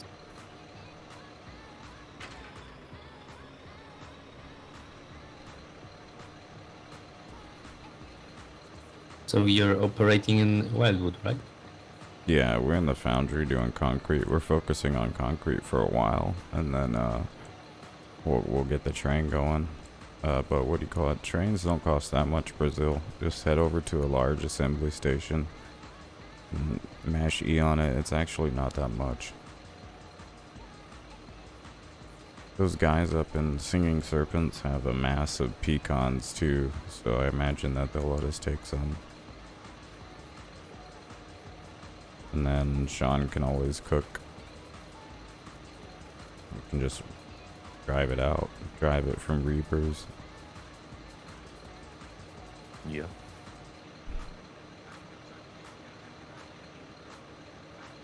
Or like use his resources and then we'll like make some pads over there or something. And then demolish them.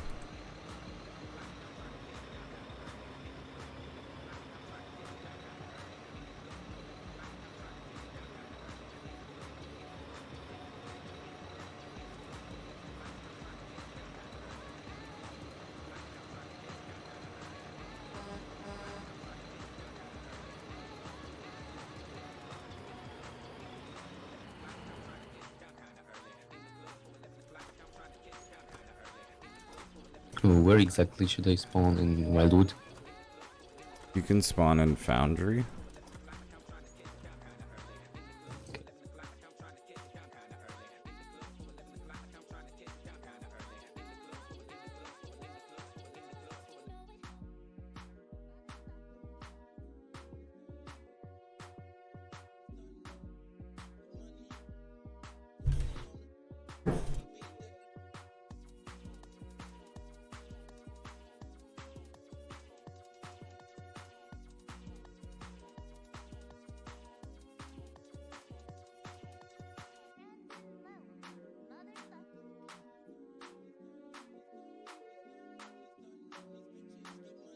And then reel in everything on the north side except for the obs bunker that's on my X marker. Everything can be concreted. Do you know how concrete works?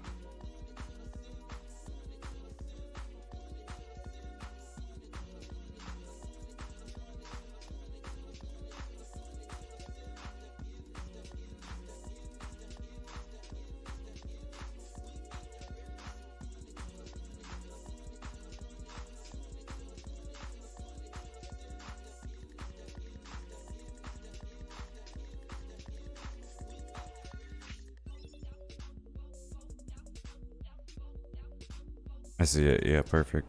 I'll get it done. I'll do the M-subs.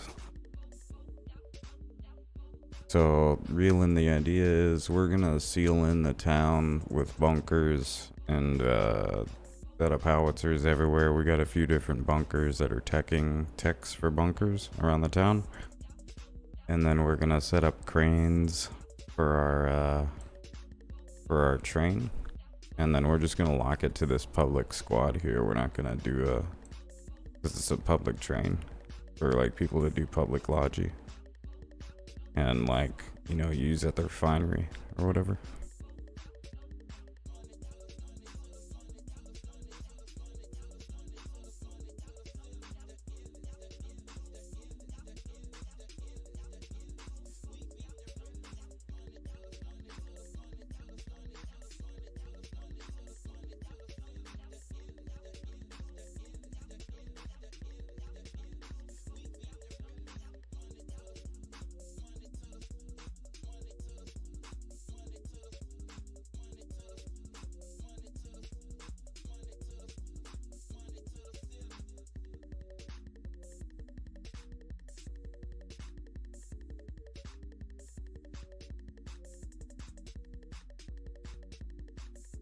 Reelin, do you know how concrete works?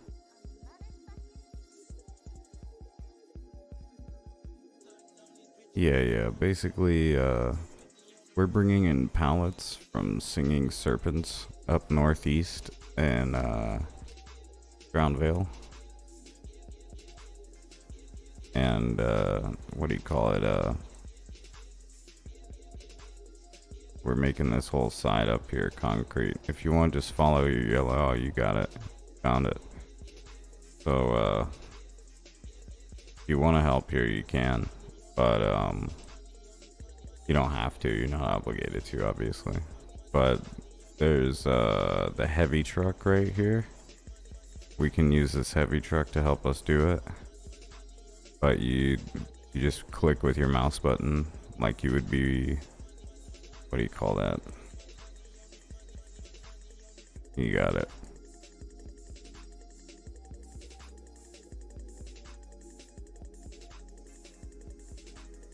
And now when you grab one, press your F button, and then you can go into upgrade mode of that and turn that into a tier 3. You'll see how that works.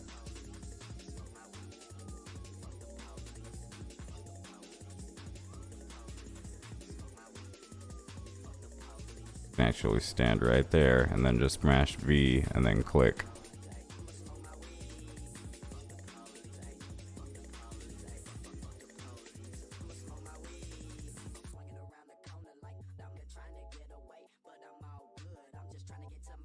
And now I'm going to show you the mechanic here. So we're going to get in the truck and I'm going to press E on this thing right here. Shift E and get in my material palette.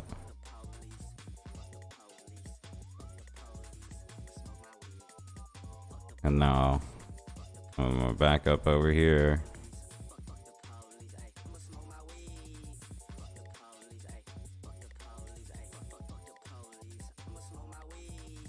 No, it's all good, you're good. And now I'm gonna go back here. And now mash E on the back of the thing over here. Walk right here, mash E on the back of the truck. And now just keep clicking the bags right where you are. There you go. Keep clicking all of them. Just click all the bags out onto the floor. There you go.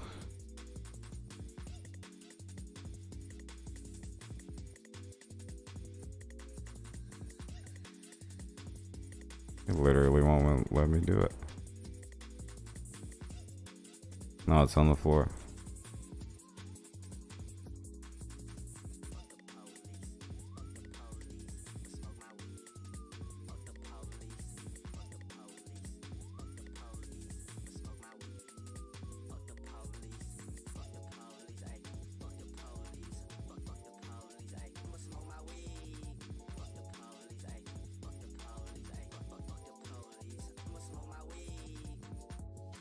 So here, let me show you. We're gonna move this so it's right up next to it. You don't have to keep going in the inventory of the thing. So you just click the bags and they all go onto the floor. And then you press V next to the bag. And then it just goes on there. Perfect.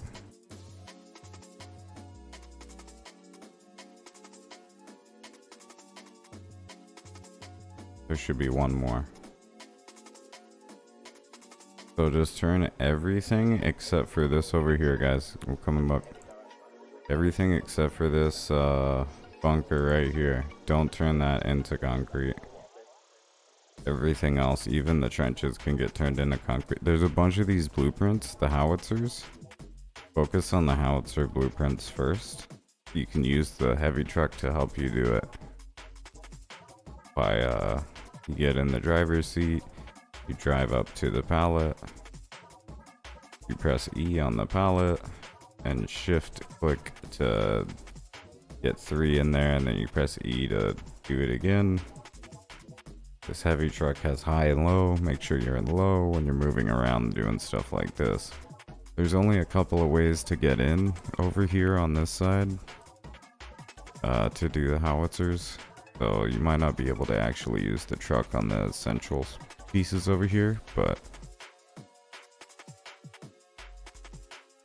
it's a thing. I'm gonna go make some coffee, guys. I'm fucking...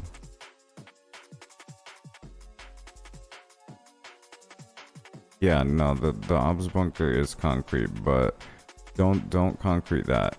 Don't concrete that, I said. I said everything except for that. Everything except for that. I just said that. Just said that. So just this bunker right here. Literally everything else though. So focus on these howitzer pieces, like over here, that are already blueprinted. But everything else than this can get concreted. Just this one bunker, these 3 pieces right here. This AT, the middle piece, and the rifle. Leave those 3 alone.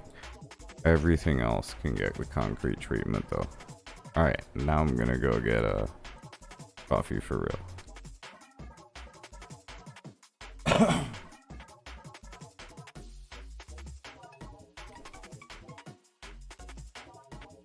think I'm gonna smoke one more little one too.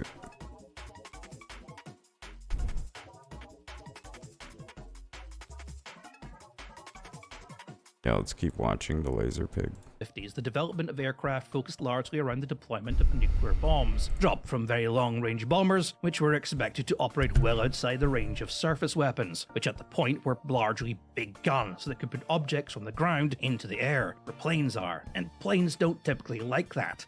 But those guns had maximum ranges of maybe 25,000 feet. A modern bomber could fly at 40,000 feet and above, meaning these guns were pretty much useless. If you wanted to hit something that high up with a gun, you'd need a really, really big gun, like an impractically sized gun, and then bombers could just fly higher.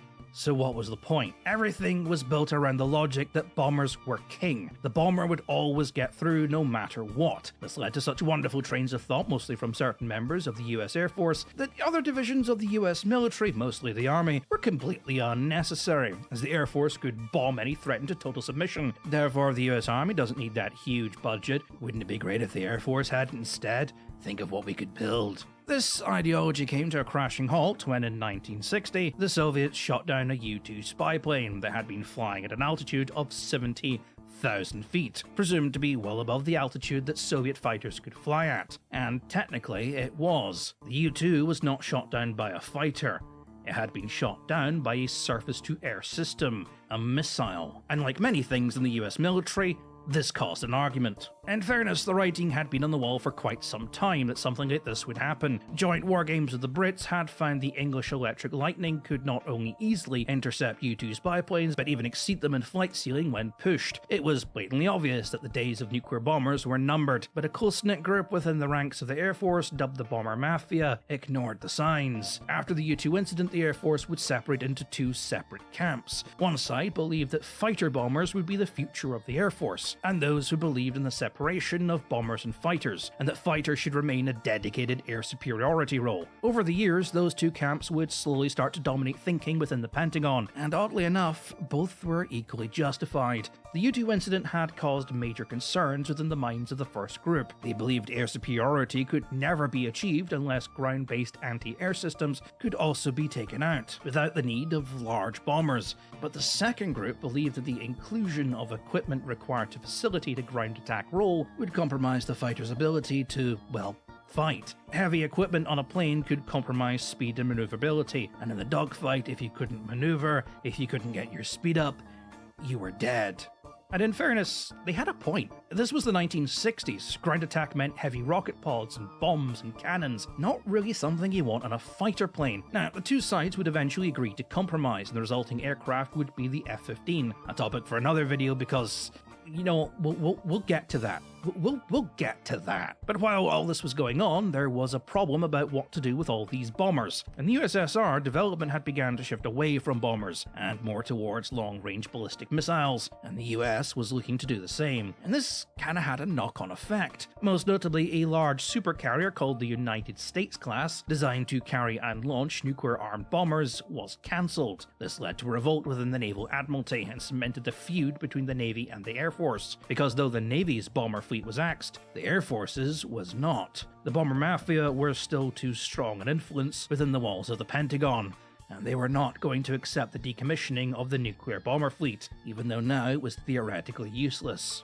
But even then, their influence was dwindling. The ideology of the bomber will always get through was now being seriously questioned, and with the Bomber Mafia ruling the roost for so long, sub-factions within the Air Force, sensing weakness, were starting to circle like sharks. In order to stay on top, the Bomber Mafia needed to keep the idea of long-range bombers relevant, and the suggestion on how to tackle this problem came from a very unexpected place. Looking for a cheaper solution than expensive long-range missile systems, Britain had tested the idea of flying bombers at low altitudes. Now, only one of their bombers could actually do this, the Vulcan. The other two bombers in the V fleet were built for high-altitude maneuvers, and operating for too long at low altitude caused serious fatigue on the hull. But the Vulcan was different. It was able to keep low, and its design meant it was somewhat difficult to keep track of on older radar systems. The Brits began training Vulcan crews on how to navigate at low altitude. It was re-equipped with stronger wings, terrain-following radar, and larger air intakes, and though it had never been designed for such a role, and many higher-ups in the British military doubted it would have ever worked, during trials and exercises, the low-altitude Vulcan proved fairly successful. The Bomber Mafia took note of this. They could develop a new bomber that was capable of low-altitude attacks, and the project would be saved. Now this is where things start to get weird. The Navy's rebellion had been largely successful. While they didn't end up with the United States bomber carrier design, they did end up with the Forrestal, probably the most iconic of America's carriers, with the last one finally being decommissioned in 1998. But the Navy wanted their own nuclear bomber. This was entirely a political move to remain competitive when it came to funding, so not wanting another rebellion on their hands, Congress agreed, and the Navy ended up with the A3D Sky Warrior. Well, originally they had the AG Savage, which wins points for style, but was so heavy and cumbersome that it couldn't fit onto most carriers, everyone hated it, and it was found that if it did drop an A-bomb, the plane wasn't fast enough to outrun the blast. So it was basically a suicide mission, which incidentally most people are not particularly fond of. So the Sky Warrior became the way forward. Now the Air Force saw this, got jealous, and wanted their own, so they asked for a ground-based variant of the Sky Warrior. And in theory, this would have been an easy conversion. Add in ejector seats, take off the hooks, and remove the reinforced struts needed for carrier landings. But because the Air Force was the Air Force and the Navy wouldn't share, this conversion took far longer and was far more expensive than it should have been. And though visually similar, the resulting B-66 destroyer was completely different in almost every respect. But then, as is quite typical of the time period, the Soviets did a thing. The thing in question was the Tu-16.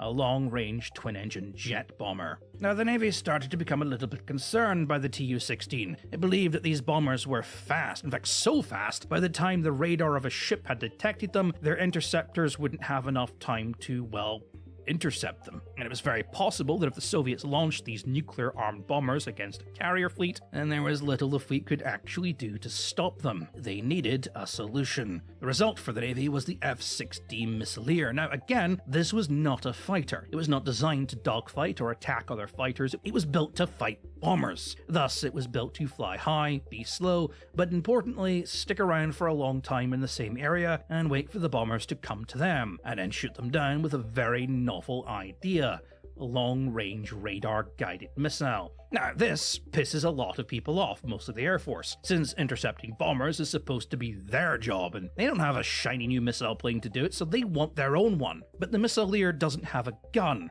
so when it runs out of missiles, it has no choice but to go home, to a carrier that's about to be nuked. This defies convention. Since missiles are new, many see them as a bit of an expensive fad, an unreliable wonder weapon. And again, this is the 1960s, they were kinda right. In order to get a lock-on with its missiles, the Missileer had to get within visual range of the target, and then drop out of visual range before firing to give the missile enough time to activate. Now this wasn't technically a fault of the system. The Missileer could lock on and fire at things it couldn't see. It was a fault of doctrine. Beyond visual range combat wasn't really a thing. And since radars of the time couldn't really identify exactly what it was looking at, there was a slight chance the fast, large flying jet bomber you were looking at was actually one of those new jet airliners that were becoming all the rage. So the pilot had to visually identify the target before firing. But a lot of people, most notably the reformers who like to smugly state this fact at any presented opportunity, tend to forget about that bit. Now, as per usual, this caused something of an argument, and into that argument steps one Robert McNamara.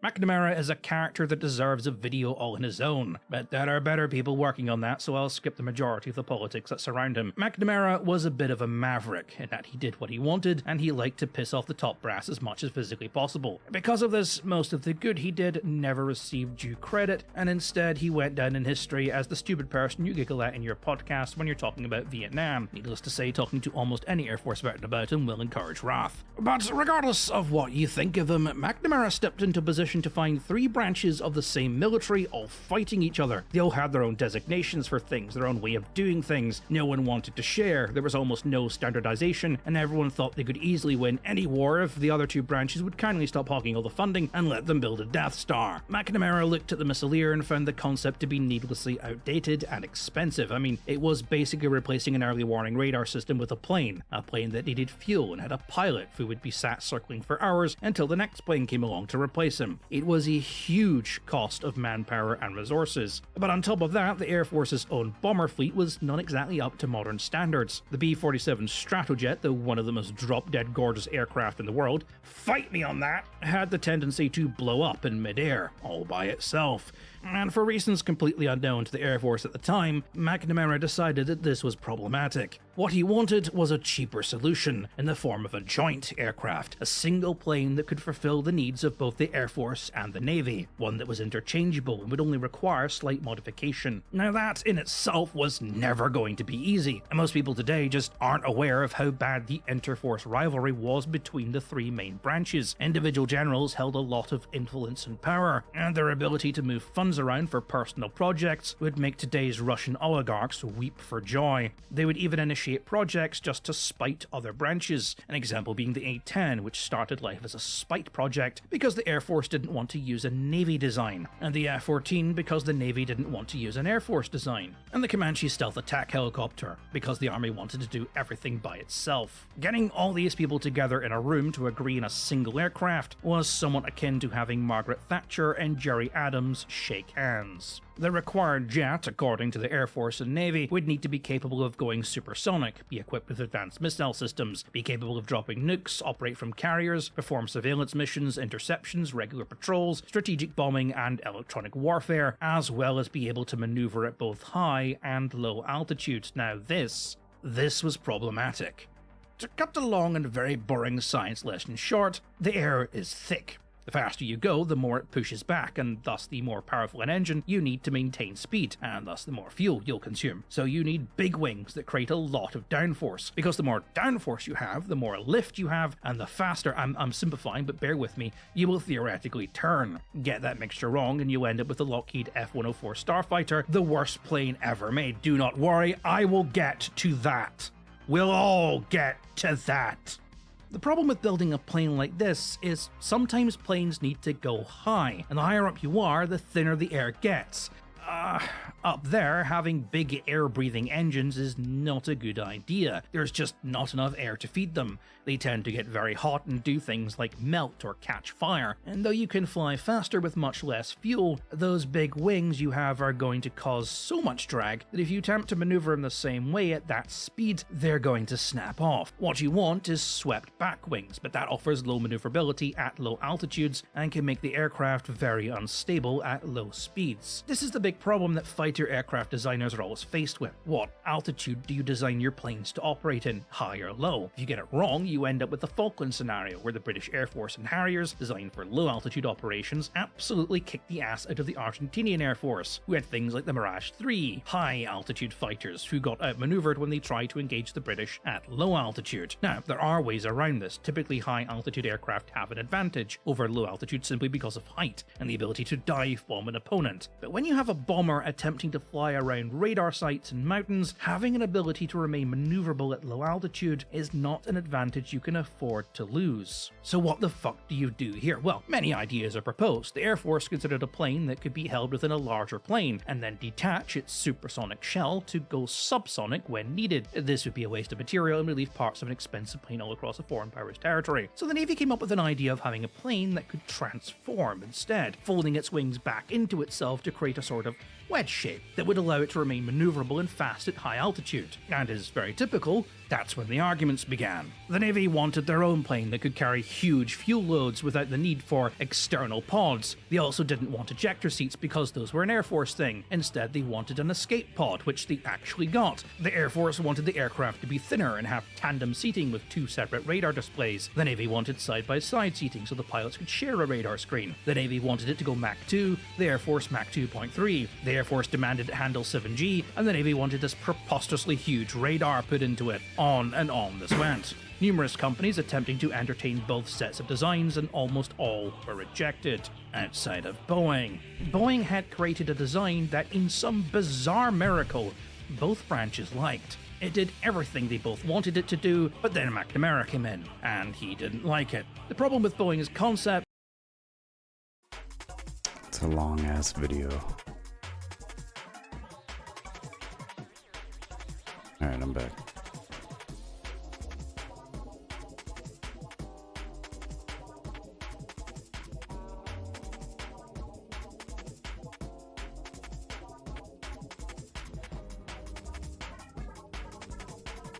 Did we get that last pallet? Yeah, I got it. Ship's empty. Nope. Where did Reeland and Brazil go? I like honking. Okay, dope.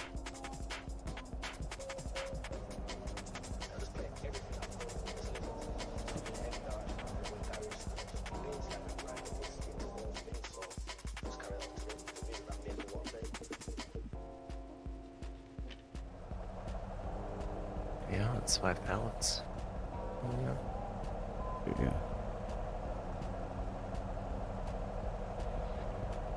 I just didn't see it.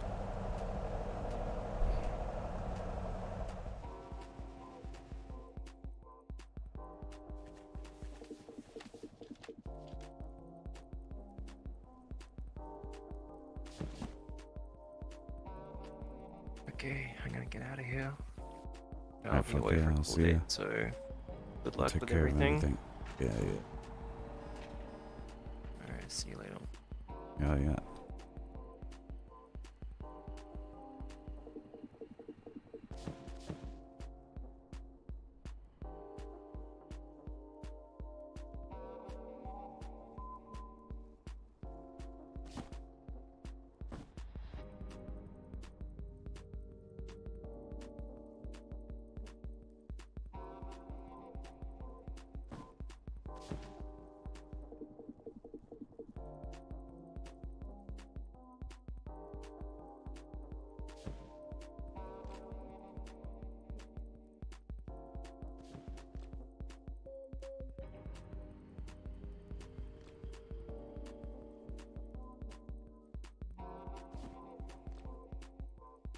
It's finished.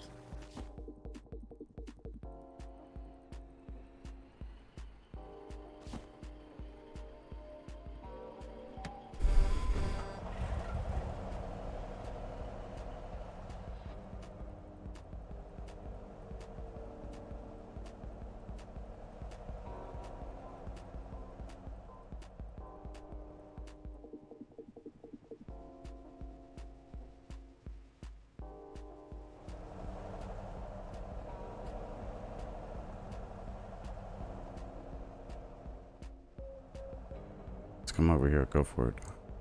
Let me see. Let me drive.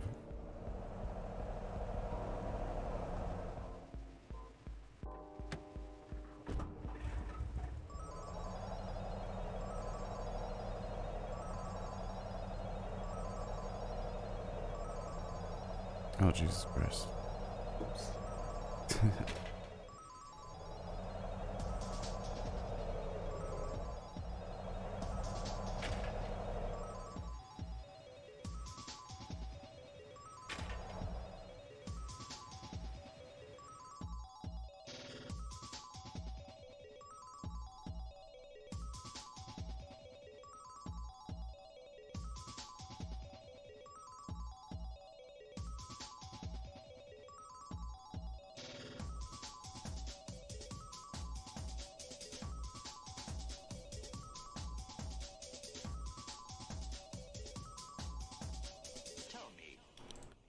I'm all right here.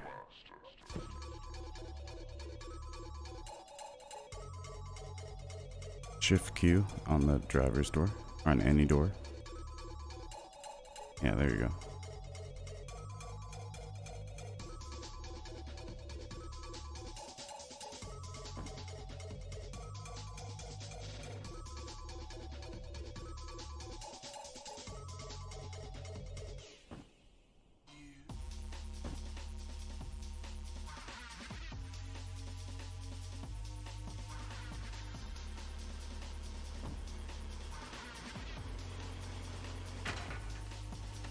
What the fuck is this? Concrete. What do you think it is? Oh, it's a blocked road. Send the bitches.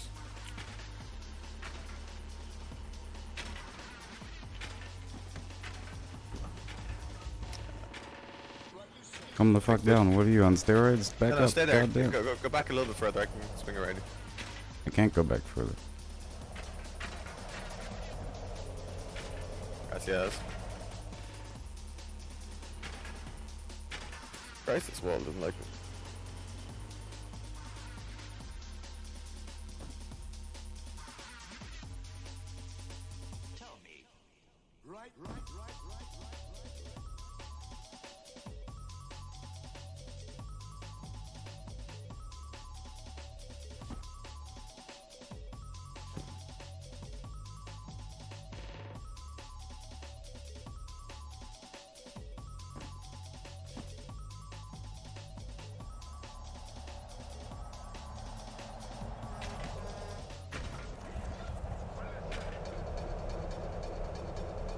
Don't forget whatever you were carrying in your backpack, your dead body.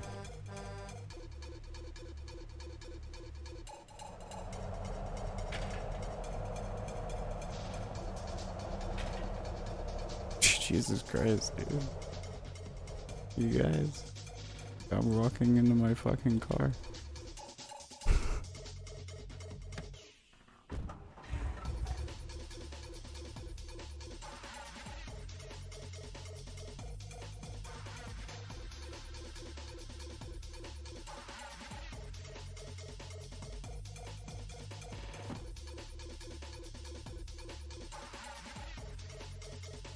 Okay, that's it for the howitzers were over there. The howitzers on this side, man.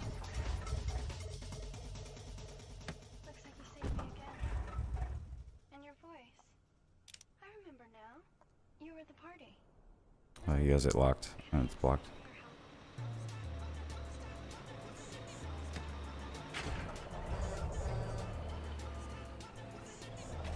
He died. He has to walk back, so you have to wait for him. It's locked.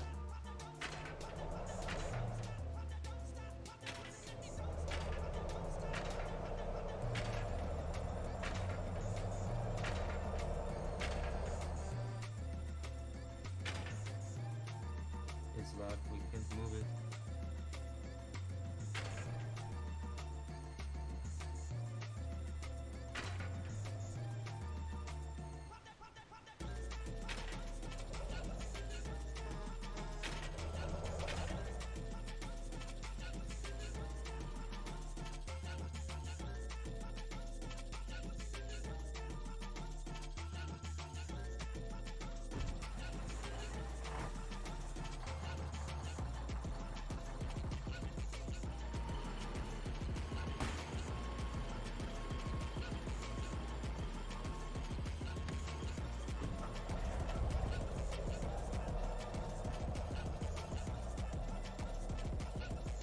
There's the little Foxhole hand signals, and he figured it out. I think he's Polish.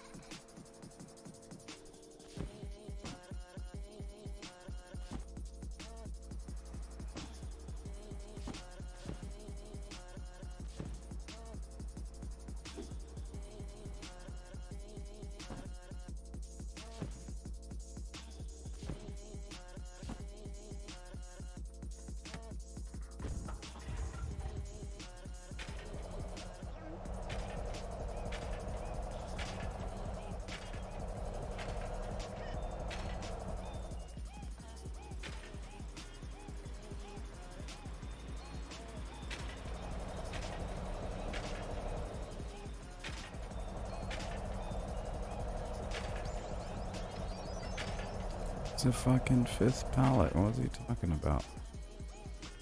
Oh, there it is.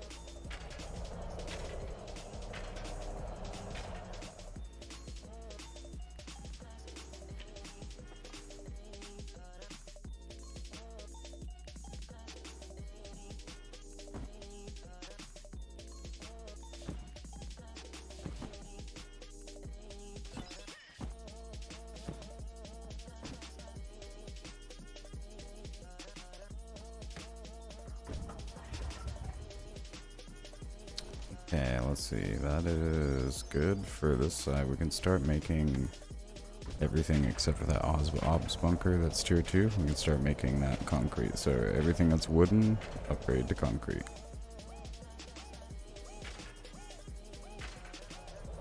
Except for that Obs that I pointed out. That one little triangle shaped doodad. We're gonna destroy that. Fact.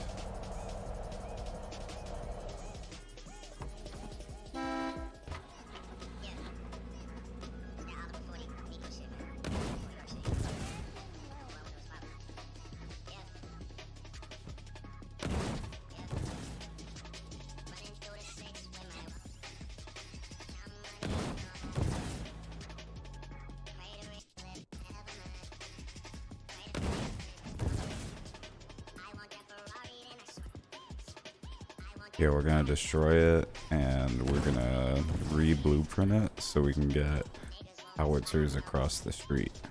They won't let us do it because collision. When the bunker has a triangle or there's a corner like that, it won't let you put a trench after you build it, but it will if it's in blueprint mode.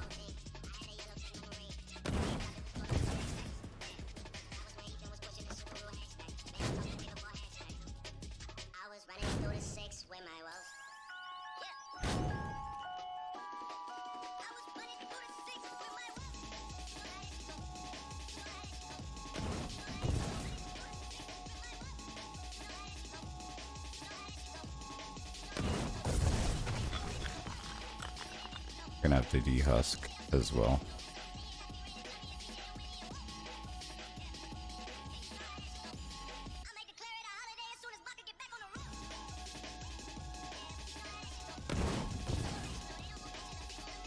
Bro.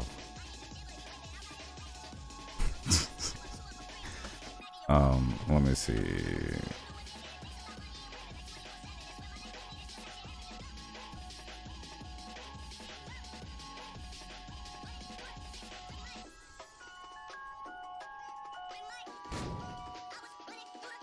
Do we have explosives somewhere else?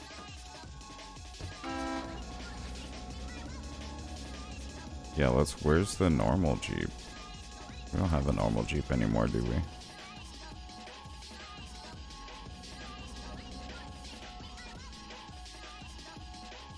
I'm gonna use this and go get some Logi and you guys can use the other heavy truck in Brazil. Make sure the other heavy truck is squad locked, so Reelin can use it. I'm gonna go get some Logi, which includes some Hydra's Whisper.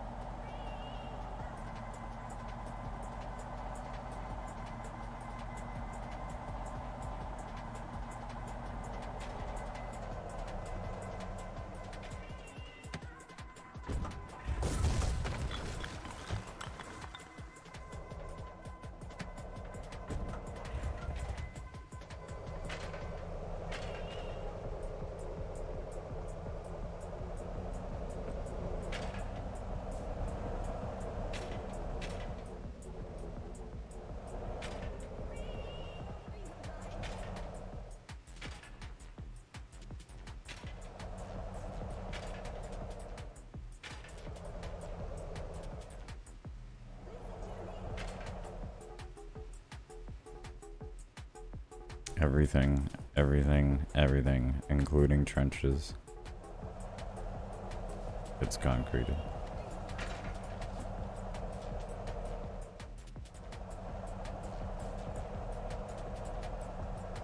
And then you can take a break and come do some demolitions over here.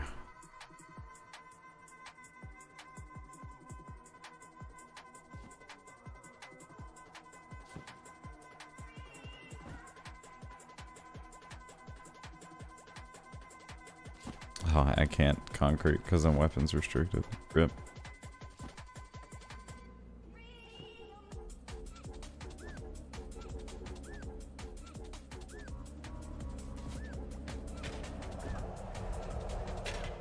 I have more in the truck. Come down here real quick, reeling.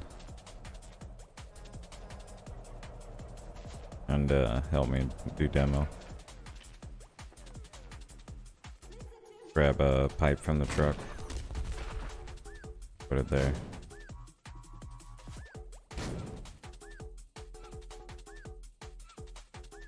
I just need to demolish the concrete.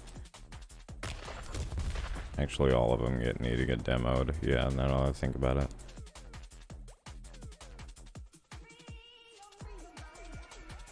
But like, if we can do it in an order where I can I even do digging? Let me see.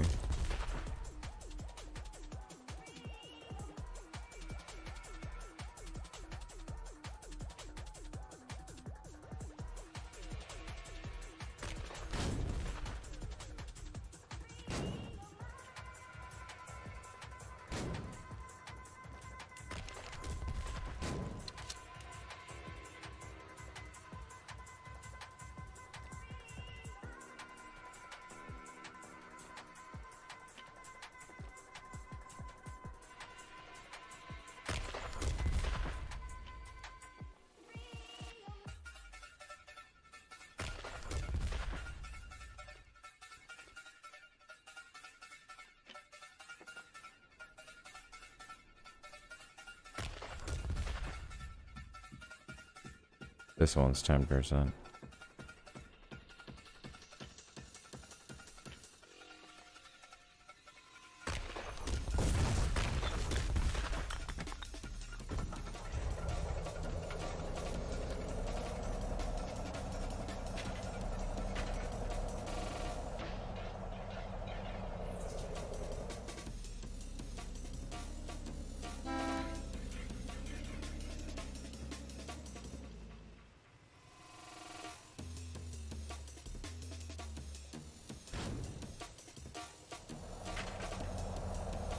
A few mammons in the truck.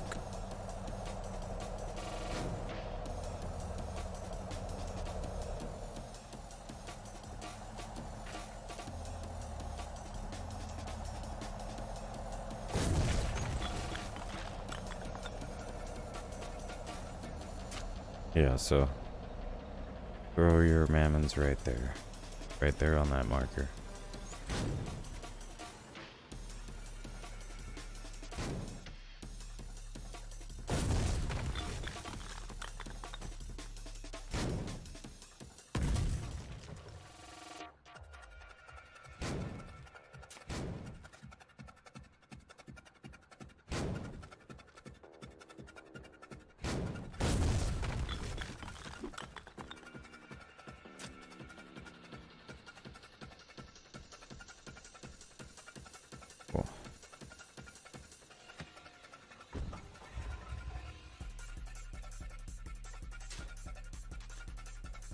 No, we're not going to destroy that trench.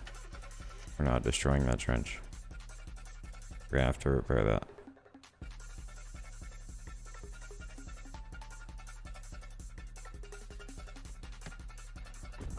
Let me see. Do we have mammons anywhere else?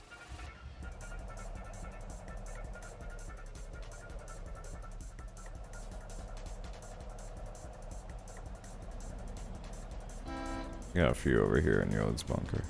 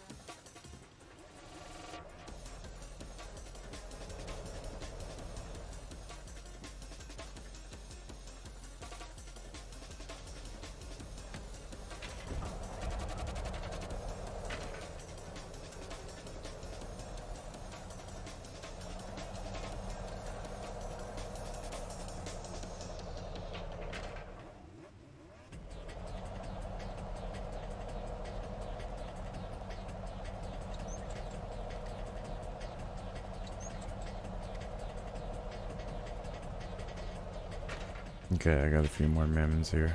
If you guys want to come by. I'm still weapons locked.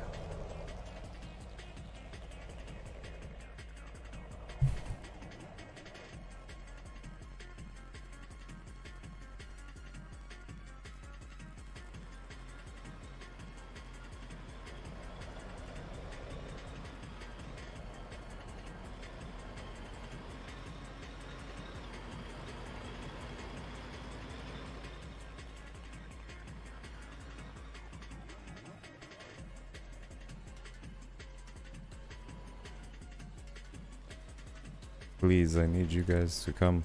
26%. Few more mammons, please. I can't. I'm weapons locked. I can't fucking do shit.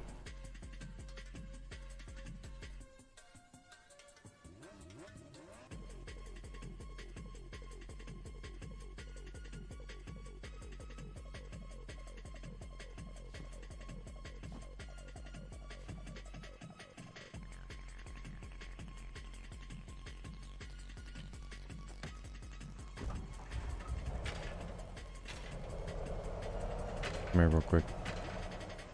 Please.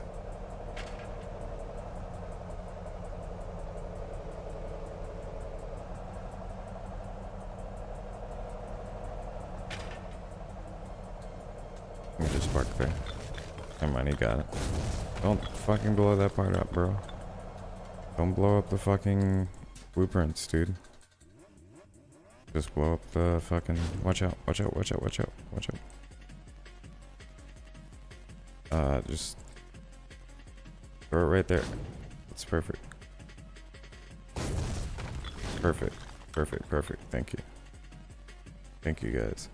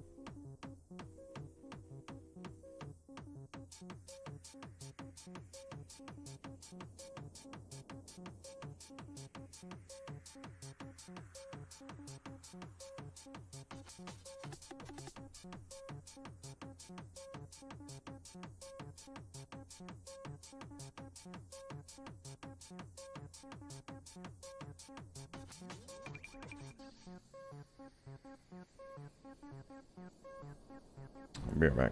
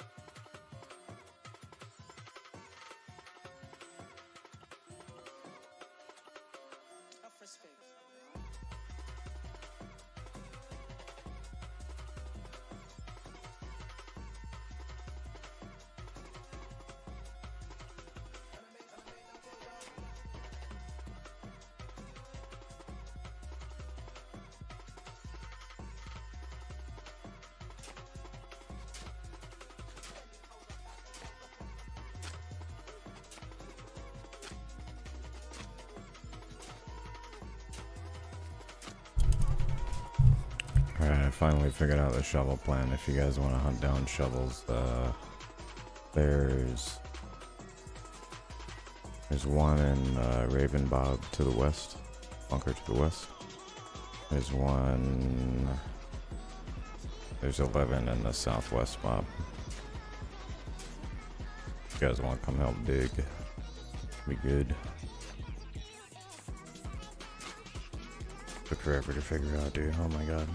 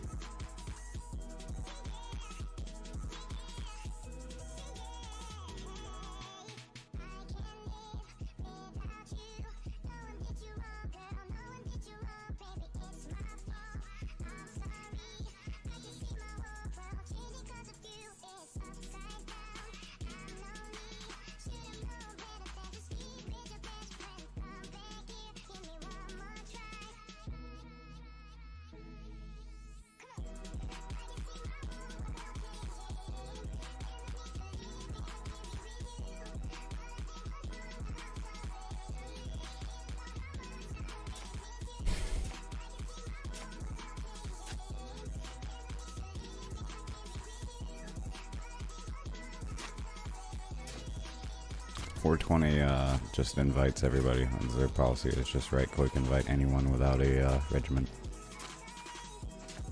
So I'm sure they have some good people. Like I've met some good people from 420. For instance, Reelin, you know. I think in large they need more leadership.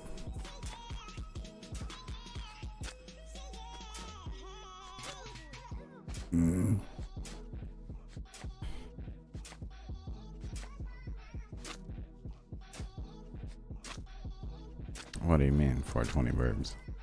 We already smoke, like I smoke hella. Guild smokes. Won't even advertise it.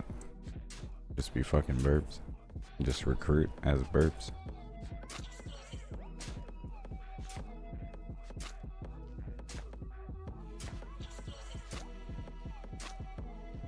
I mean, just recruit as Birbs. Go recruit. That's all you gotta do. Get people in the Discord.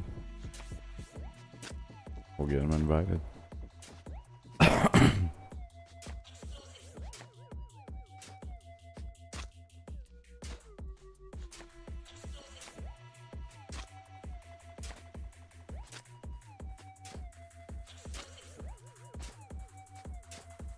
Yeah, it's super easy to be an officer. Just recruit 2 people in Birbs. That's all you got to do. Recruit 2 people.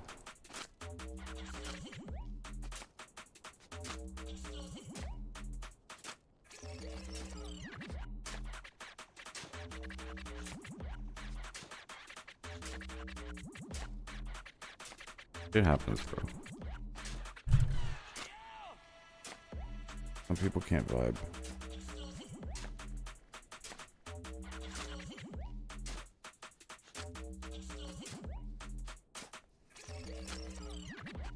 Yeah, whatever.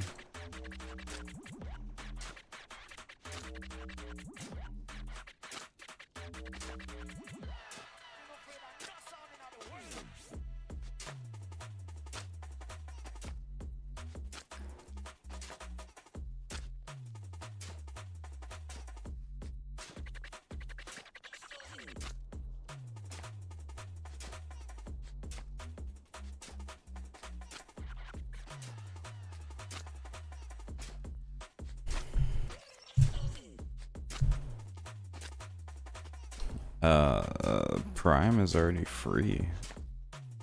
Prime is...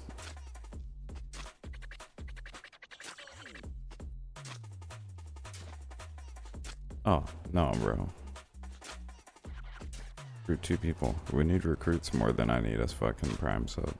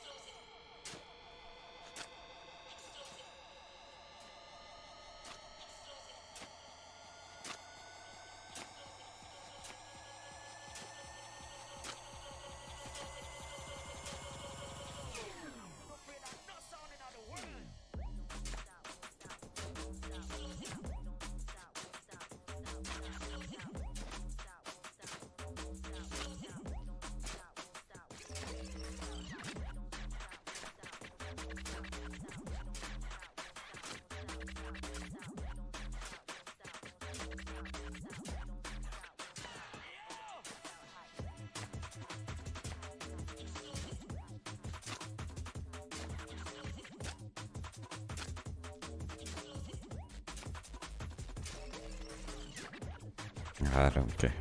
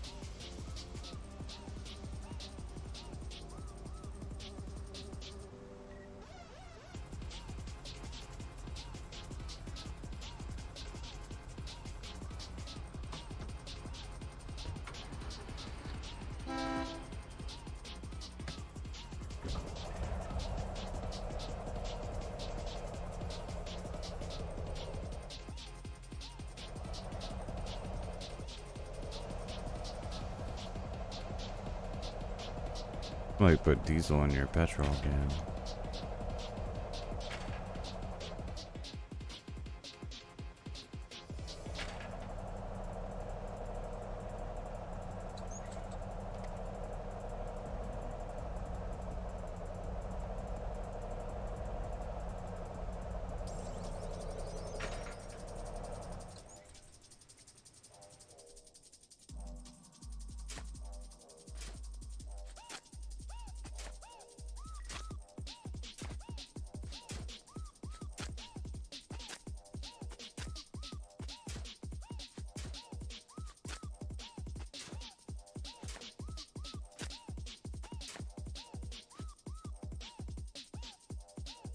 I swear, little lamb, you guys better log in first.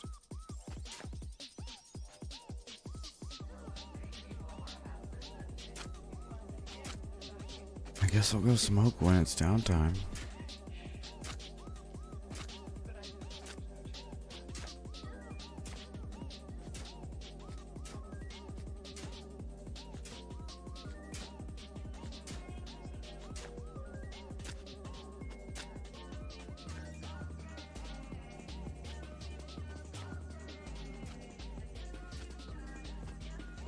Reeling, are we already done with all the concrete? No, we're not. We got 2 more pallets. Hell yeah.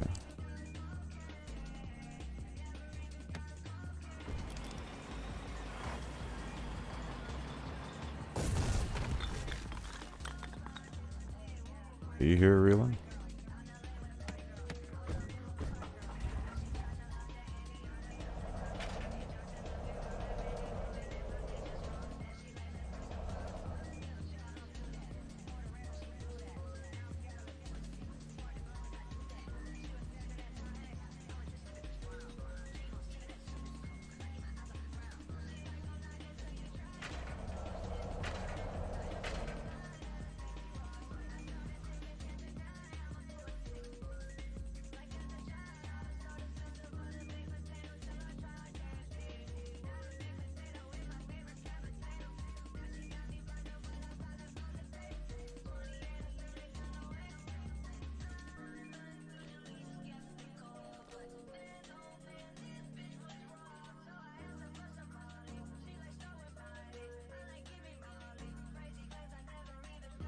What's up, dude? Can I help you find something? I'm looking for a truck or something to do some Logi. To do like crates of Logi or to make B-mats with salvage and shit? No, to deliver crates to the front. I don't think around here right now. Okay. Oh yeah, There over we go. here. Over here, over here.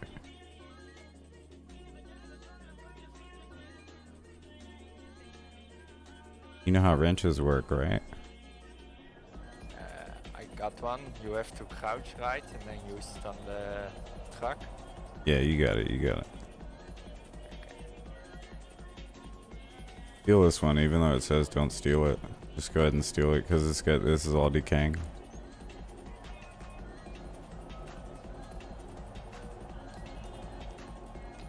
It's left mouse button or? Yeah, it's try to go to the back. There's been a bug lately. Ah yeah, that works. Thank you. Yeah, yeah.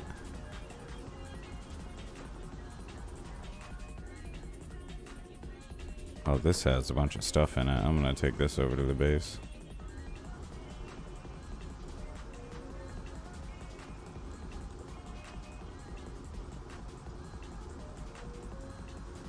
Does that one have a bunch of stuff in it too? Let's see. I'm still opening it. No, only a little bit here. That's fine.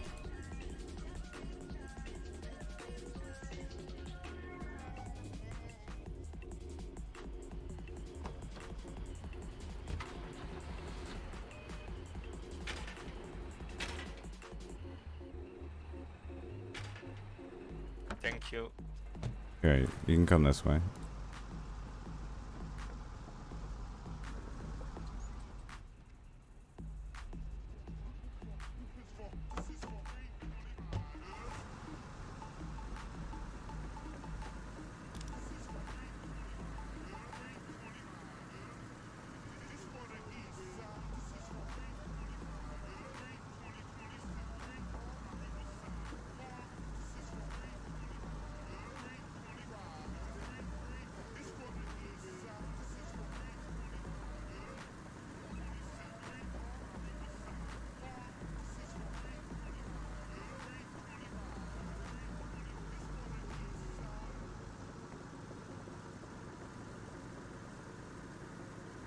No downtime? Question mark.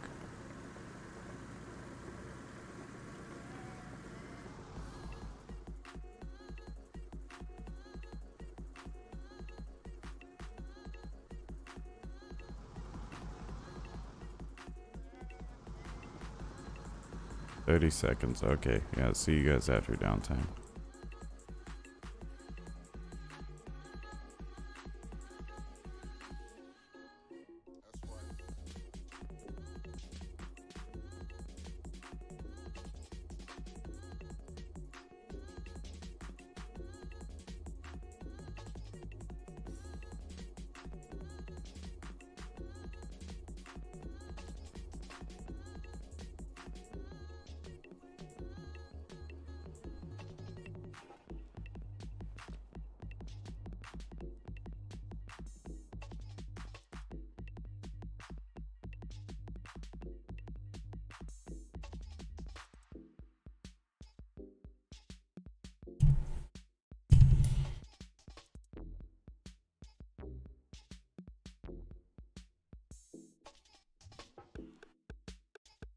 Was that it shared very little components between the Air Force and the Navy's design. It was effectively two separate aircraft, which would limit the ability for both branches to standardize.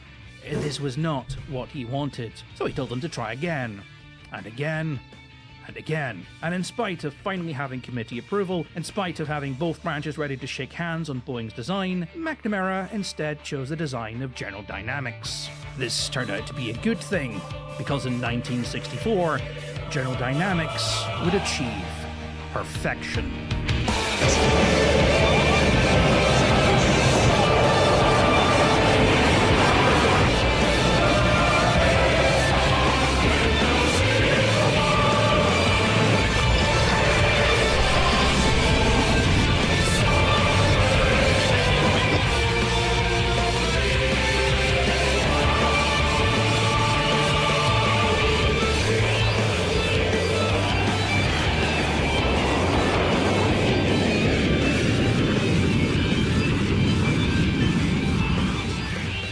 The resulting F-111 was one of the most successful bombers of its day, and the reformers absolutely hated it. Yes, this was an F-111 video the entire time. I pulled a sneaky on you.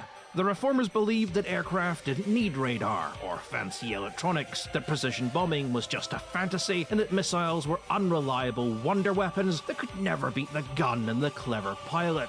But the F-111 proved otherwise. Its ability to strike at targets with laser precision earned it the nickname the Air Assassin. In fact, it was so good at precision bombing, it would beat the reformers' champion, the A-10 Warthog, at the one thing it was designed to do: tank busting. In fact, during Operation Desert Storm, it would fly more sorties and rack far more kills than any other plane. In fact, the F-111s were switched to a tank hunting role in order to compensate for the poor performance of the A-10s. The F-111s could operate at night, which was not something the A-10s could do. They could fly in bad weather, which was not something the A-10s could do. And they had the uncanny ability to recognize the difference between an Iraqi truck and a British scimitar tank. Again, not something the A-10 could do.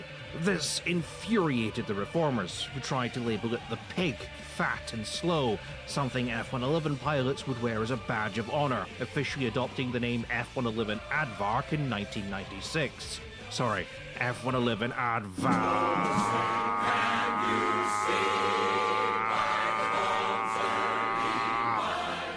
You happy? I said it. And though the reformers have done a successful job at thrashing the reputation of the F-111, it was not a plane without its faults. It was expensive, and it was considered by ground crews to be an absolute maintenance nightmare. In fact, it's no surprise when the F-111 was finally retired, the suicide rates among ground crew chiefs dropped significantly. But was it really as bad as the reformers claimed? Well, technically, no. In fact, the reformers struggled for years to find ways to criticize it, so simply resorted to making stuff up. Their smoking gun was the failure of the F-111B, the Sea Pig. The Navy eventually refused to adopt the F-111 after deciding they no longer needed a tactical nuclear-capable strike bomber, and instead what they needed was a tactical nuclear-capable strike fighter.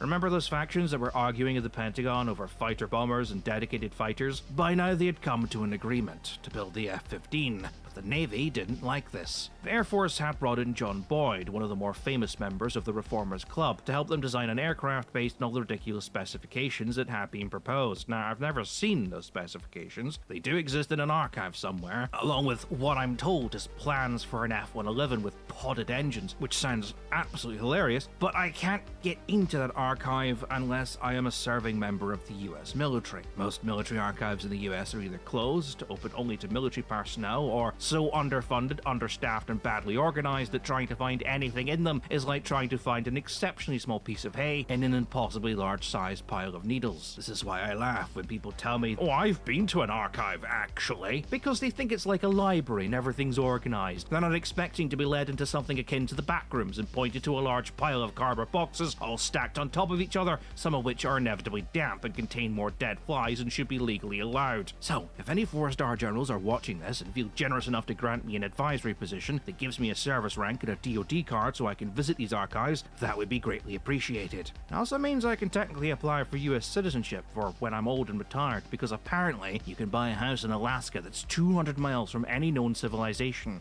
and that sounds quite pleasant if I'm honest.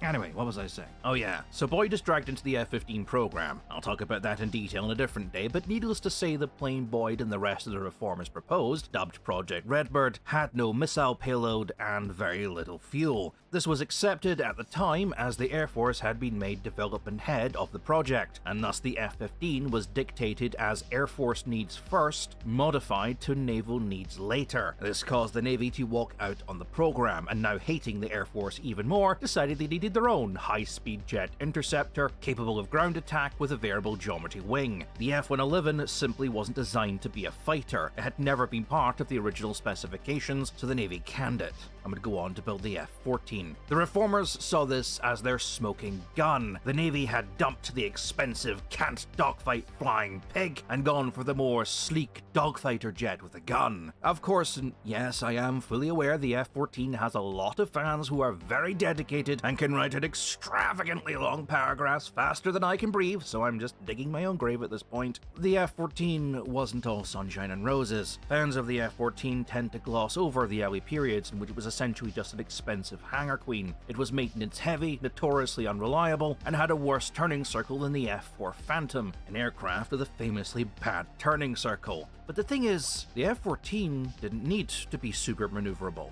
In Iran, when it did encounter those highly maneuverable jet fighters that could dogfight like the reformers wanted, it won every single time. And not by outmaneuvering them, not by outturning them or using its gun, but because it could perform over-the-horizon attacks, striking at an enemy who weren't even aware they were being targeted. The reformers touted the F-14 because to them it was an agile gunfighter which proved that missiles and radar were dumb and expensive and that air battles were decided by turning circles in a dogfight. But in reality, the F-14 proved the exact opposite. The F-14 was a long-range missile assassin.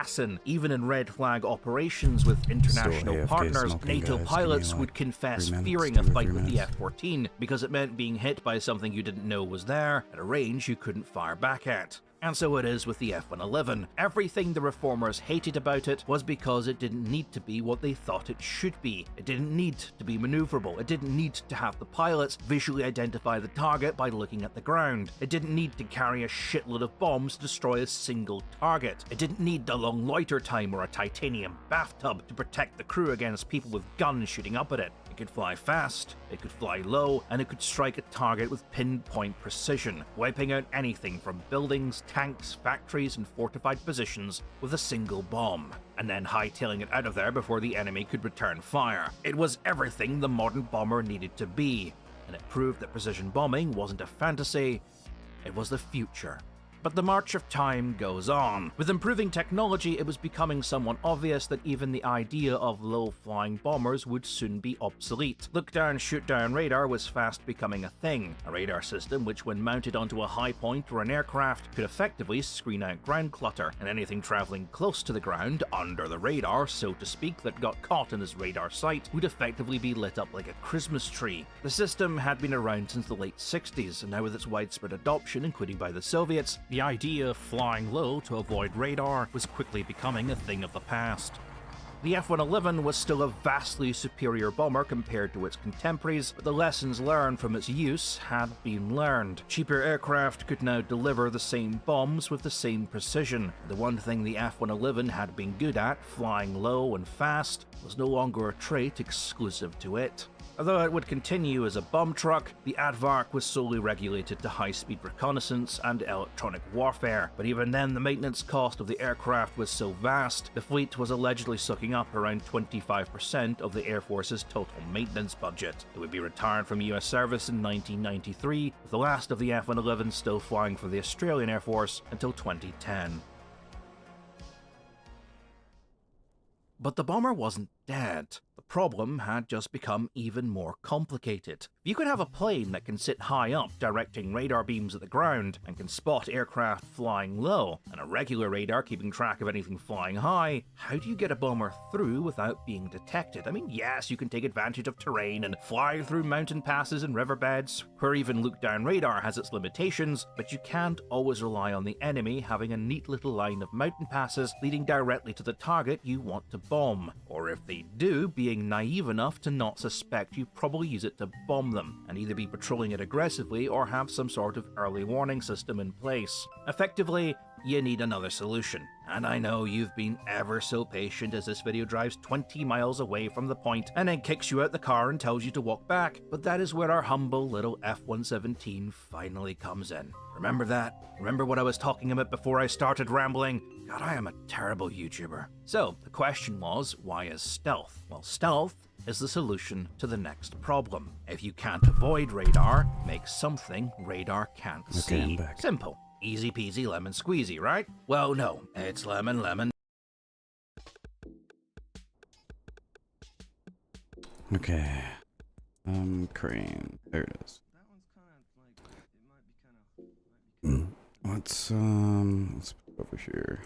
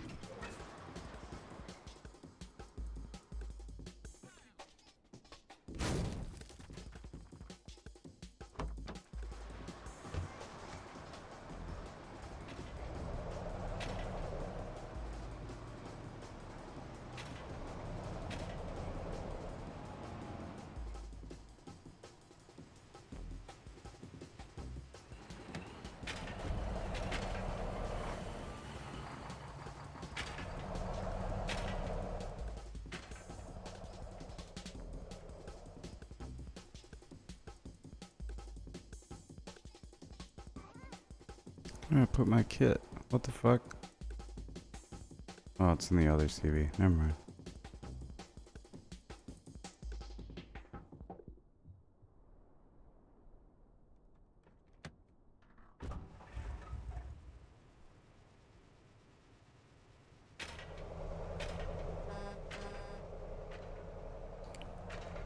Yeah, let's get everything, even the trenches. We can focus on the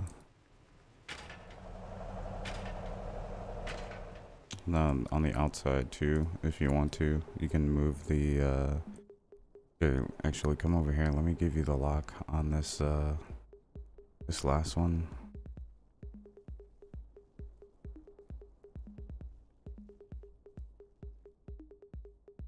Oh, what the fuck?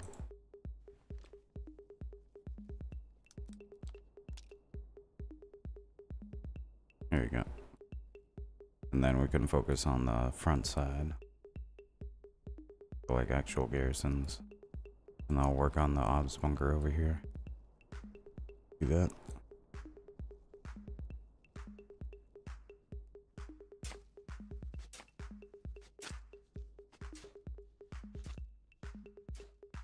Yeah, you can just lock it and then come and use it when you're ready.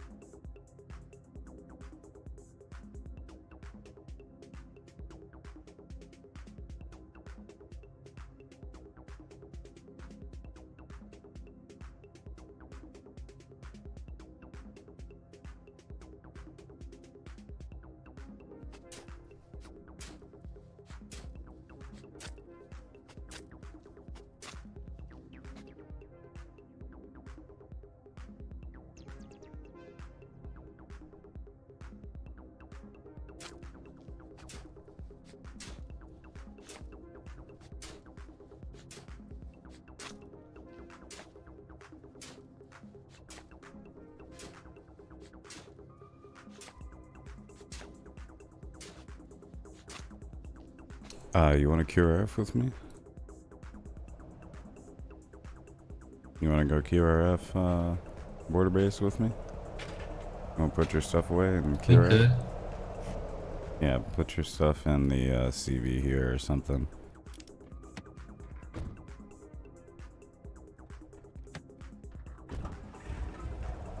Just park your truck off to the side.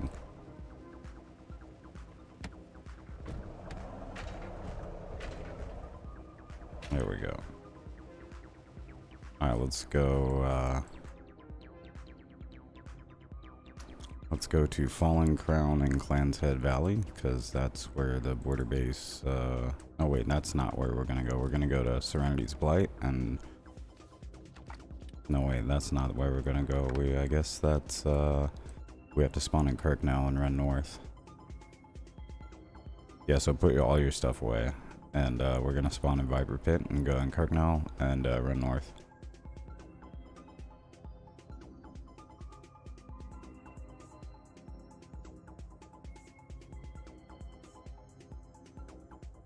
Spawn Kirknell.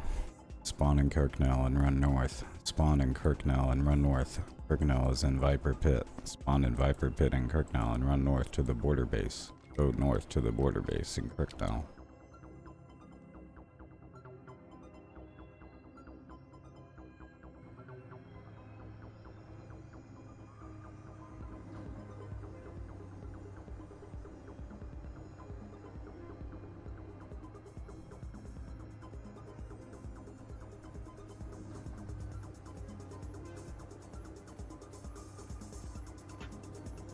Alright, they got it. They got it. We can go back to concrete. They got it.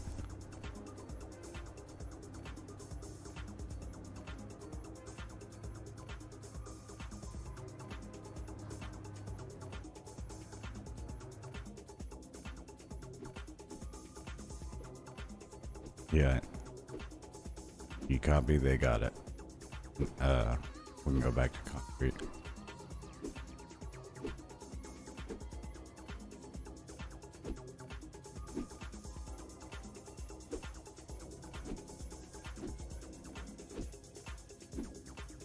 You there? Can you hear me? Yeah. You can do something else if you want to, if you're bored. You want to just go do border-based shit? I can build some more. More concrete? Yeah. Okay, I'll spawn it.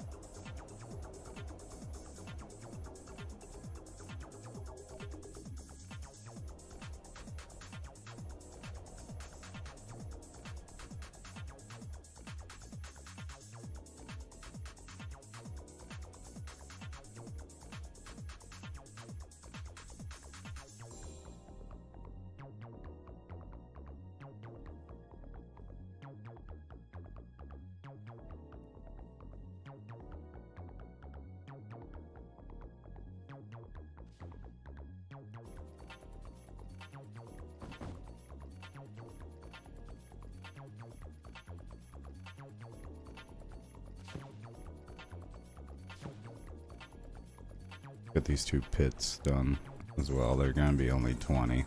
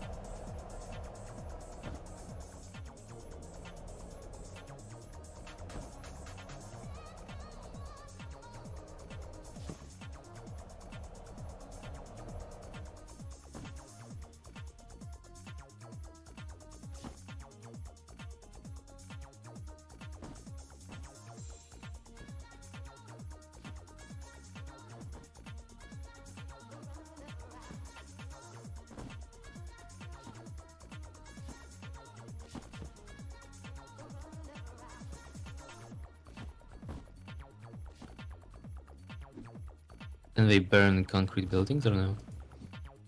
Yeah, it's just way harder, especially in snow or rain.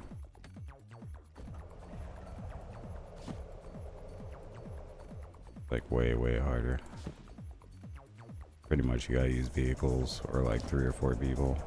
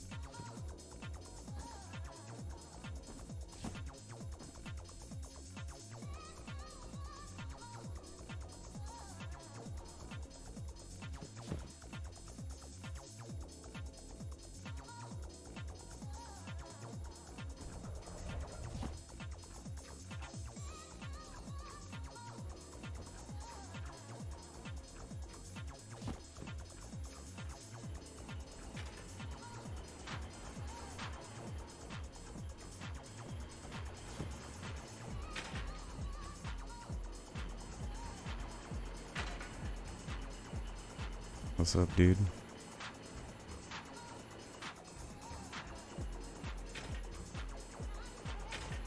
Nice little parking space, hell yeah. How you doing, man? What are you doing? Hold T to talk.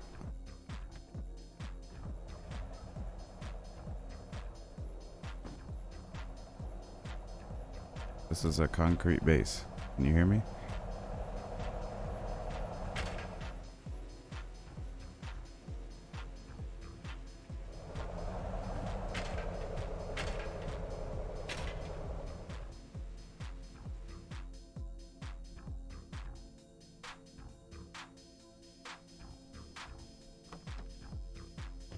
So this is a concrete base. It takes a while to tech. Use these bunkers have like the lockers in here. They have that adds tech to the actual bunker. So press E, and on the right side it has all the different techs. We have howitzer and concrete here. We're teching deployment point, and eventually we'll get advanced bunkers for stuff like storm cannons.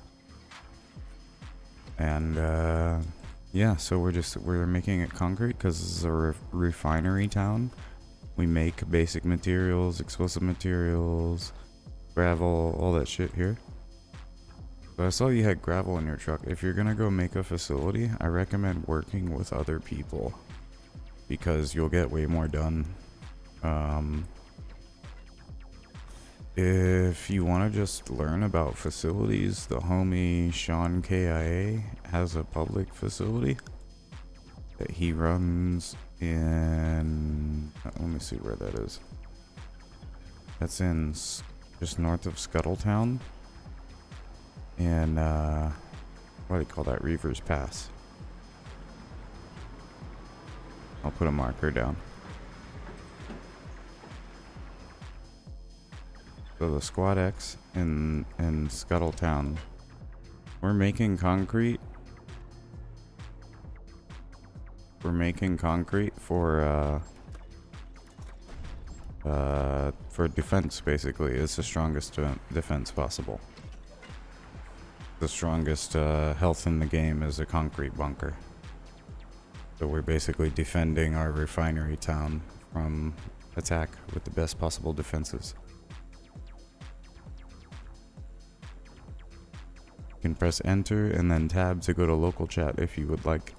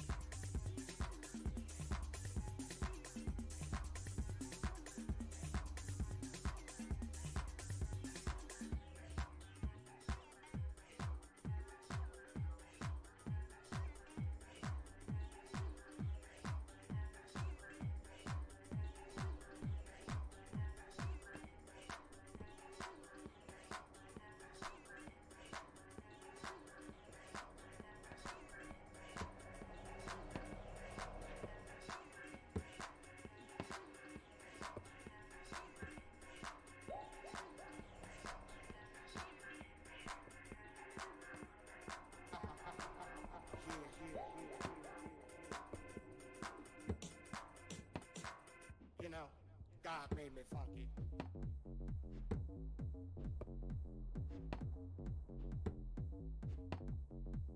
You know, I'm taking it back to the motherlode, the mothership. Well, alright, you squares.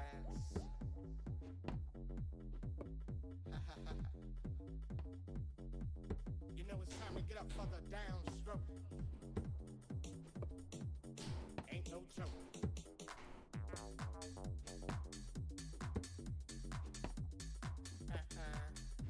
Yeah. Taking off on that spaceship, you know, the funkiness, the primeness. Must I say it again? Hell yeah. God made me funky, and I'm glad he blessed me that way. Cause I'm one funky brother.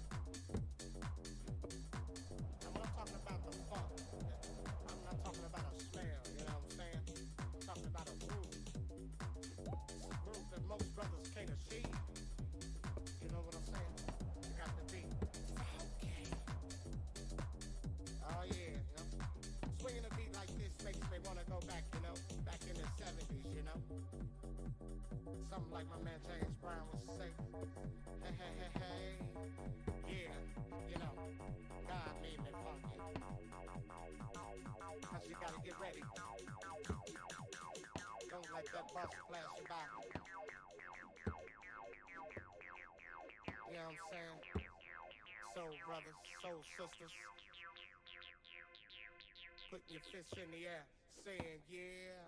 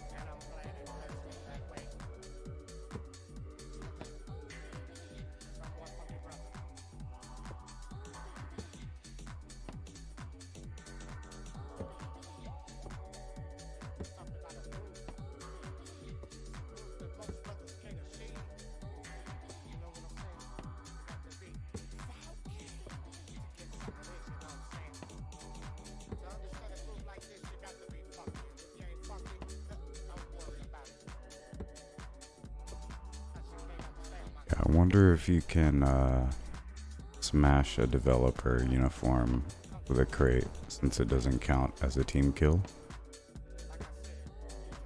If any developers are listening to this, you know if the golden glowing dev uniform can be smashed with a crate, like a packaged crate. I imagine it's like it makes you invulnerable. Like you can't be killed with it on or something. But it'd be cool if you could like launch yourself with the package crate dev uni.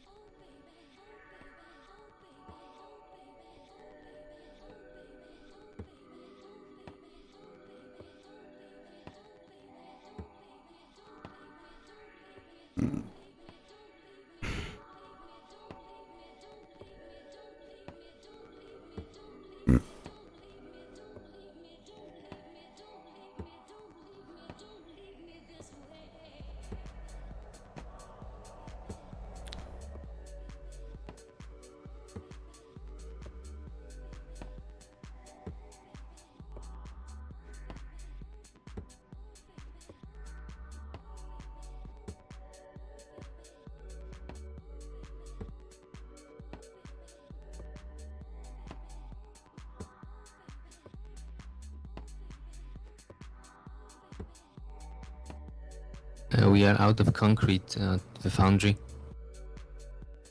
Oh yeah, for sure.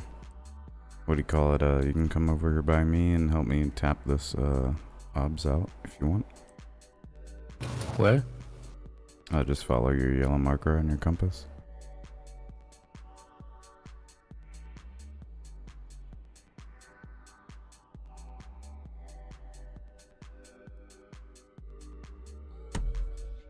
There's B-mats in the truck there.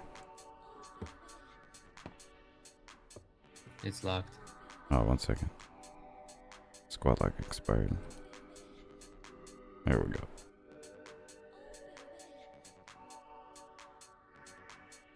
Let's tap all of it.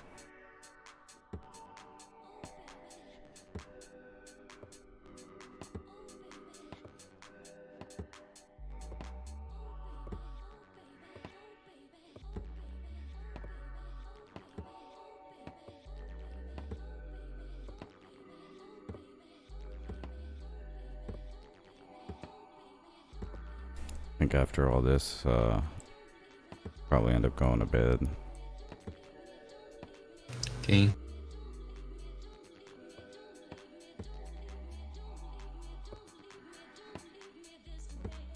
I'm gonna work on the shit across the street since I got the shovel.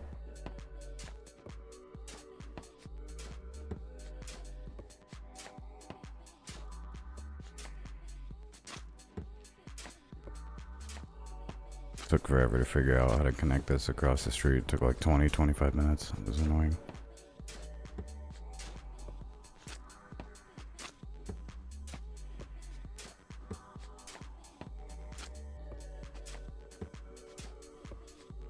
If you wanted to go get concrete at some point and concrete on your own, any of this shit, it's Drowned Vale at Singing Serpents. We're collecting from there. And we'll help them, like, put the coal into their liquefiers, and the liquefiers turn into concrete as a byproduct.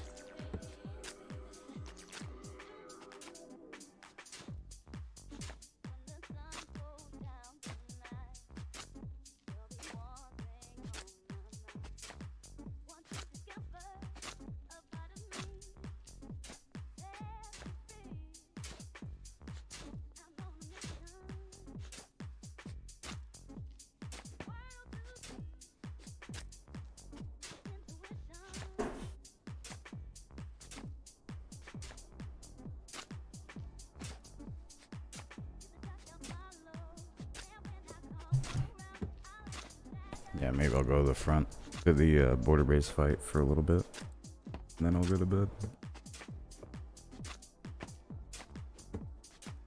Go up to Hal.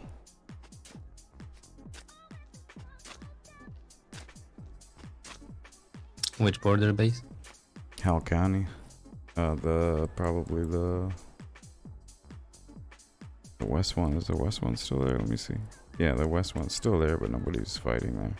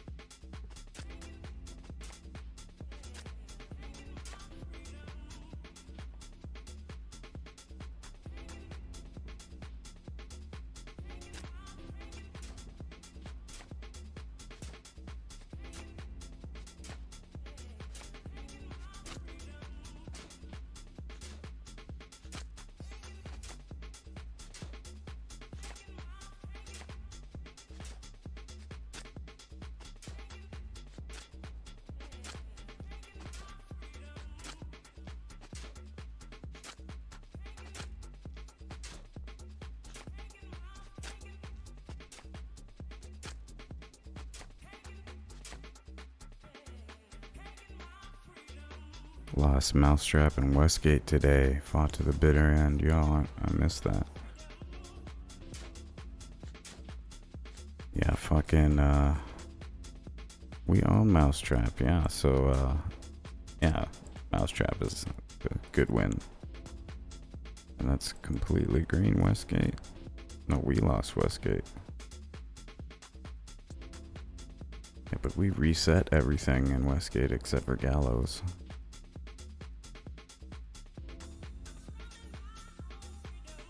Okay, and then across the street here too.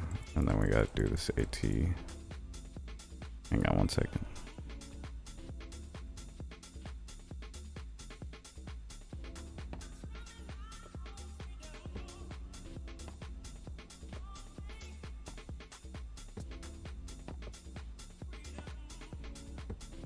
These are just tier 2. They're not any garrisons. They're for howitzers later when we get more concrete.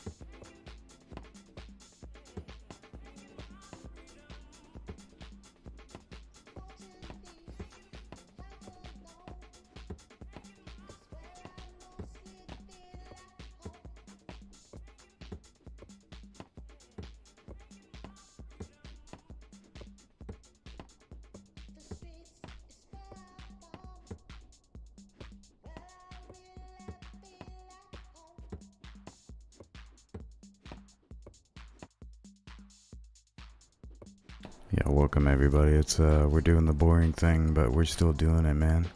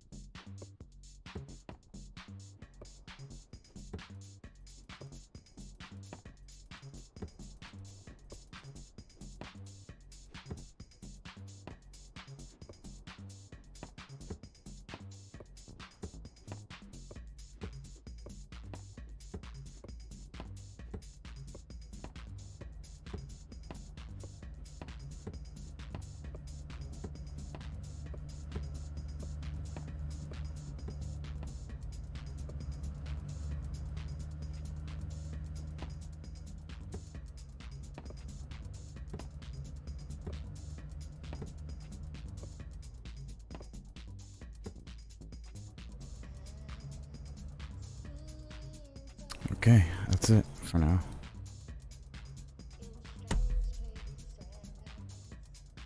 Push your stuff away.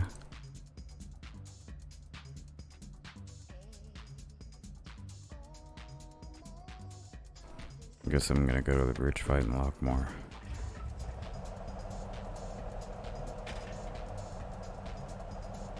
Let me see. Do we have, are either of these heavy trucks reservable? Let me see.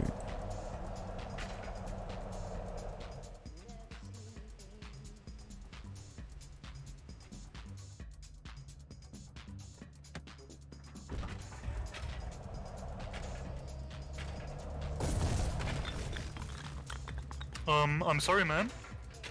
So, Quick question. Does any one of you know where we can find fuel? yeah, the refinery.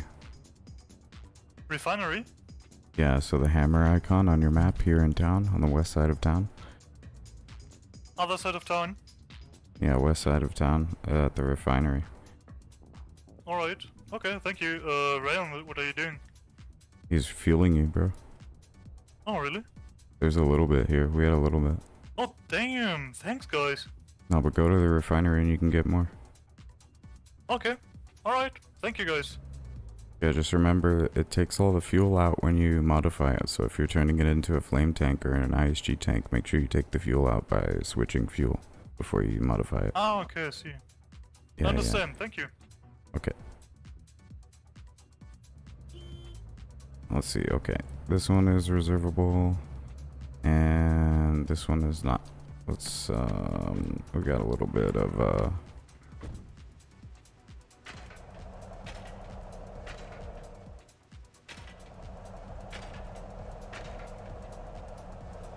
there's a little tad of concrete there.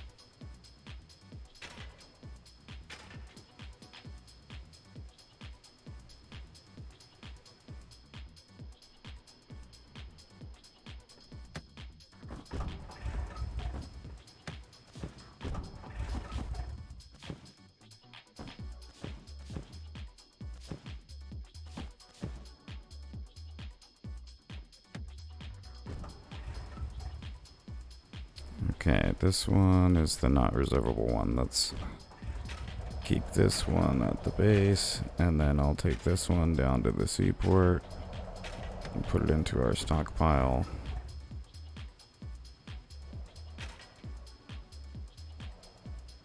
And then, yeah, we can go just like go on the front line for a little bit.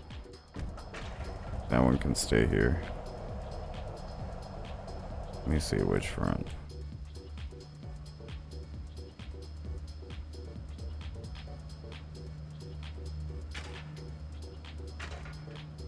Yeah, I guess I'll spawn in Market Road and Lockmore. If it lets me spawn there.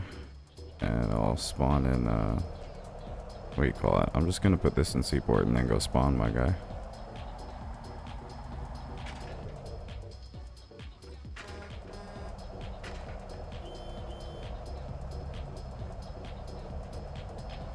And yeah, so I'll spawn in Market Road or I'll spawn in Fairmore and go after that Bob. Where's the seaport? The Seaport's just Can't south. see it on the map. The Seaport's in Thunderfoot. I'm just gonna put this away in the Seaport. We're done here for now.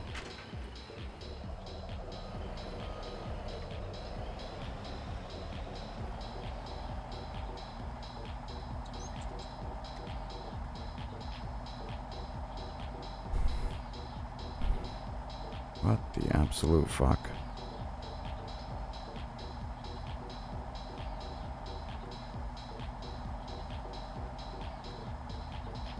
Why do we need small rails in that amount?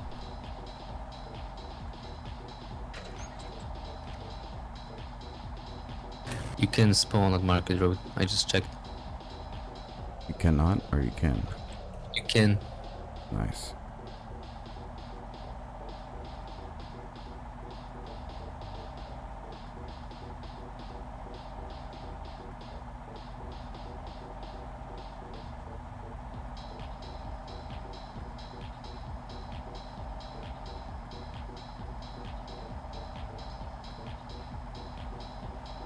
The thing is, there are barely any supplies there. Whatever. At least we can cause problems for the enemy. We'll cut off their bunker at the north side of their bunker.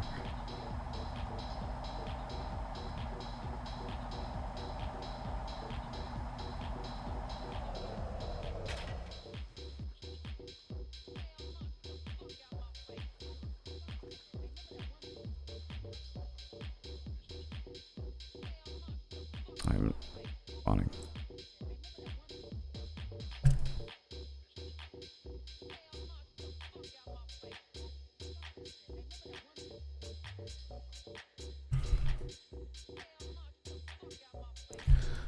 Welcome everybody. If you're not already following, go ahead and drop a follow. If you're here on YouTube, go ahead and drop a fucking sub. And double tap the screen on the short.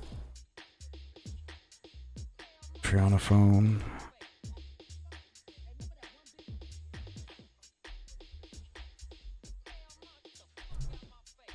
Yeah, if you're not on Twitch, come drop a follow on Twitch. You got free emotes here, dude.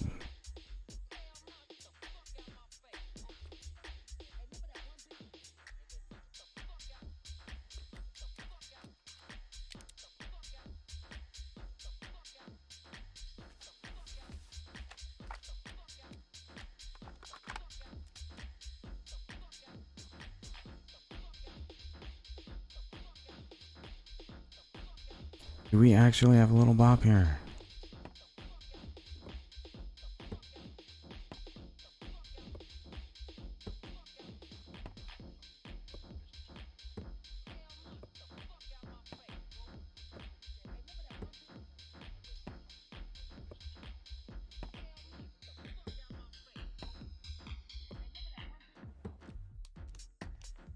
If you carry 10 B-mats in your pocket, I'll carry 100 B-mats in the truck here, and we'll build 2 watchtowers on the way to the enemy.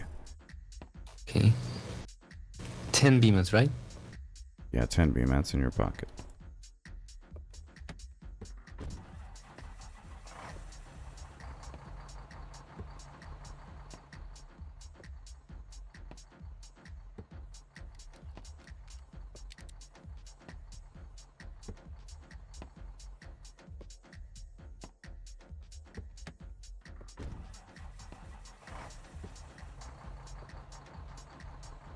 I put in the inventory.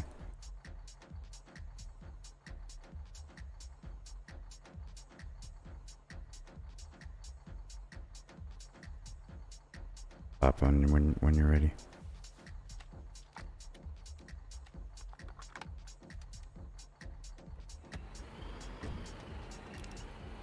Do you have to activate watchtowers, or do they just work after you build them? They work after you build them, but you don't have a radio probably, so you won't be able to see until you press E on a base. I have a radio. Oh, nice.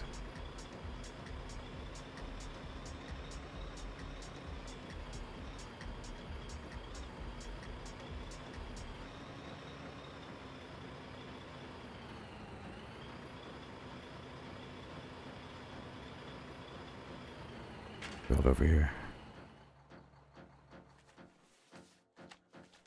And grab some B mats out of the truck.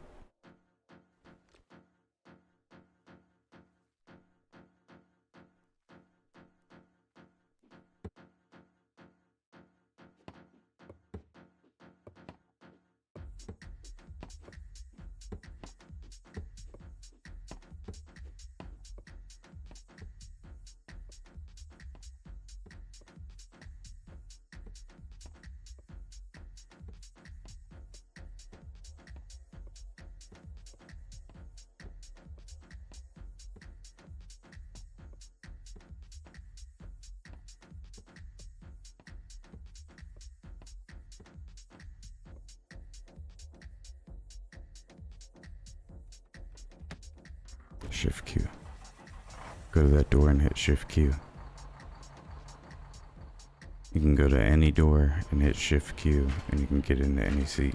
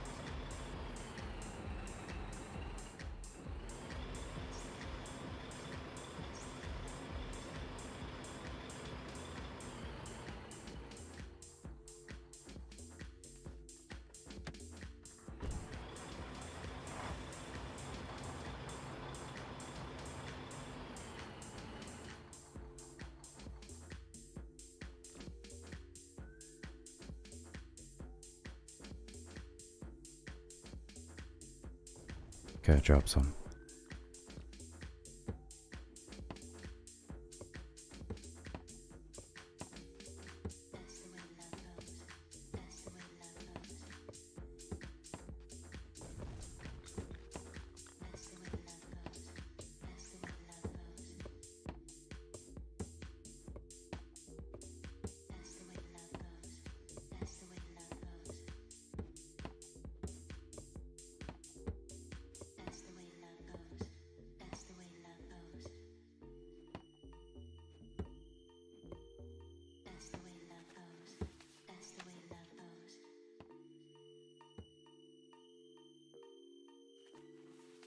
AT pillbox.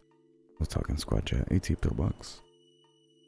And on the right. They see us. They see us this way. This way. This way.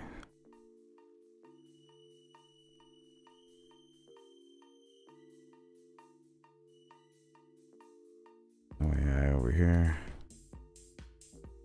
Their Bob is just over here, next to the salvage field. What's a Bob? Pillbox. Bunker base.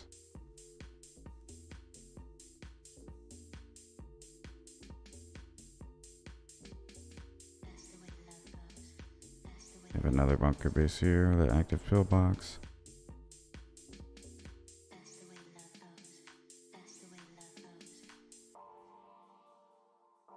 Building a pillbox here, let's kill him.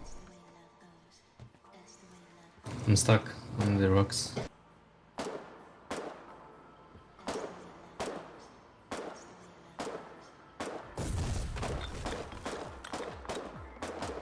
Shoot his truck. He should be bleeding. Shoot the truck, shoot the truck.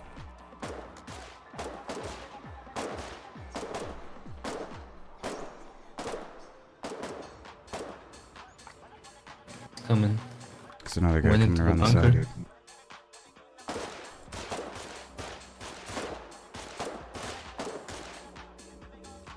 There's a guy by the tree.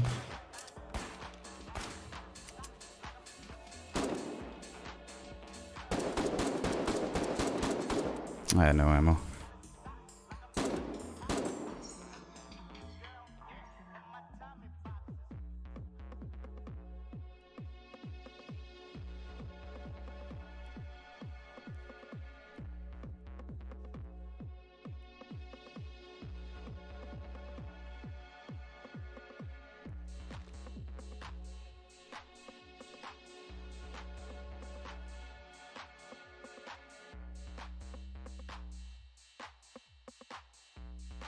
Yeah, we have no mammons or anything here, so can't really do anything. Yeah. Yeah, now we're out of 762 from over here, at least. Just gonna take a bunch of pistol ammo, I guess. There's no real B-mats to build with.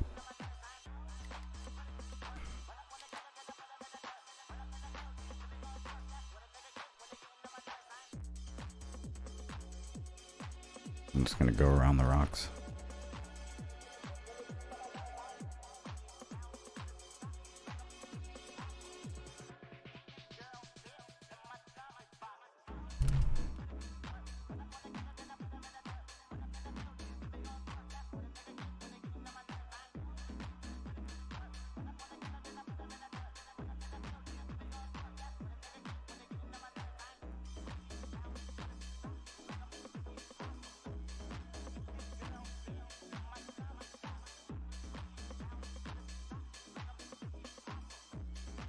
Drop your hammer, you can go a little bit faster.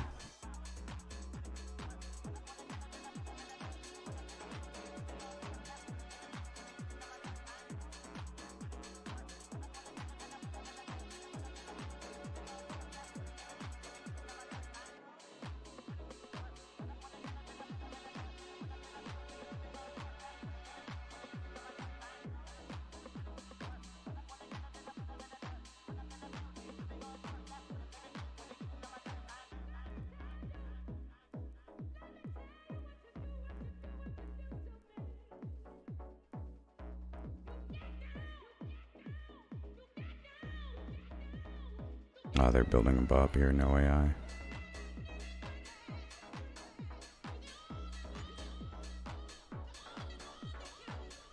Can easily cut their Logi here.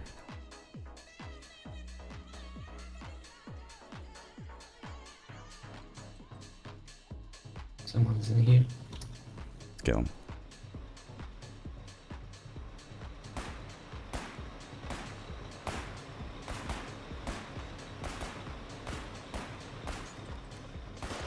Shot behind you, behind you.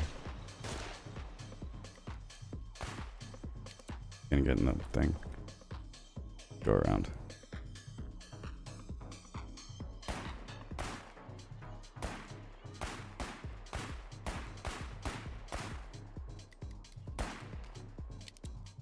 There's guy chasing us with a pistol.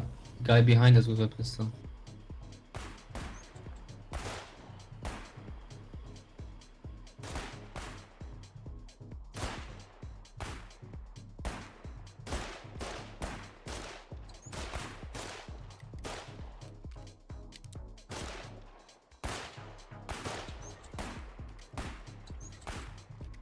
Nice shooting.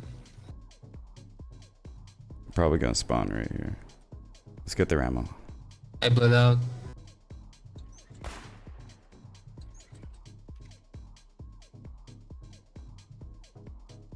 No ammo. Oh my god, no ammo.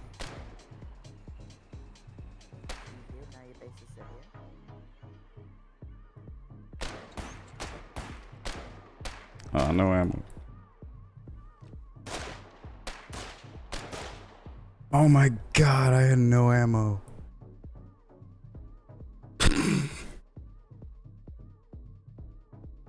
That was crazy. I picked up a wooden gun. Yeah. That was my last bullet.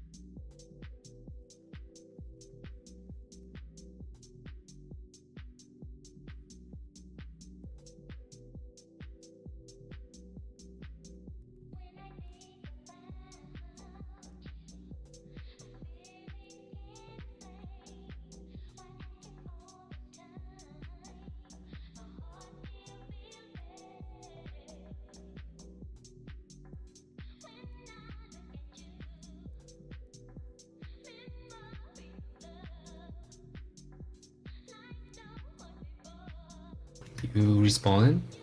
Yeah, I'm already running. Going back to that same mob, dude. The thing is so undefended.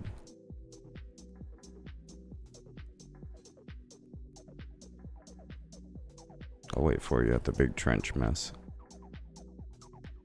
Know what I'm talking about.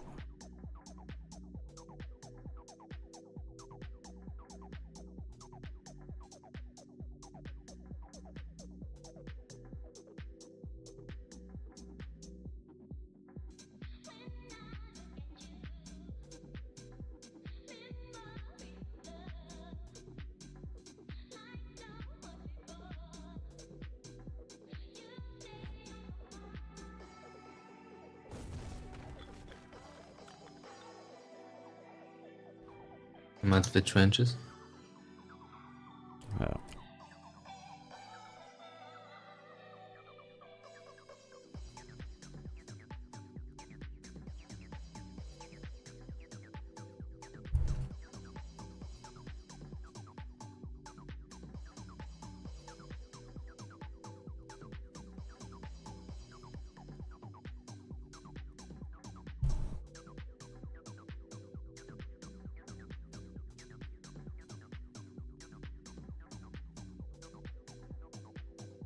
They are grouping on the road. They could push our base. Yeah. Oh. Oh man. Oh well, I need to go to bed anyway, my guy. I'll see you later. Okay, see ya. Alright, you guys. It was fun. Let me see who we got to raid. Thank you guys for coming. Make sure you're following. It's free. You can sub. It's September. You get a bunch of dank emotes for following or for subbing.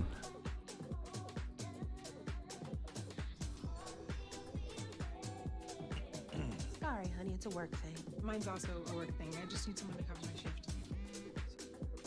Moment where you spotted blast.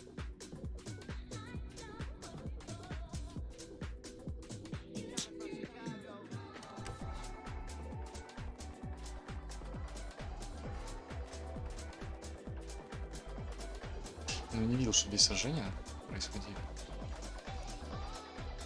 Ранили. I am here by your side, where I have always been, although sometimes you forget.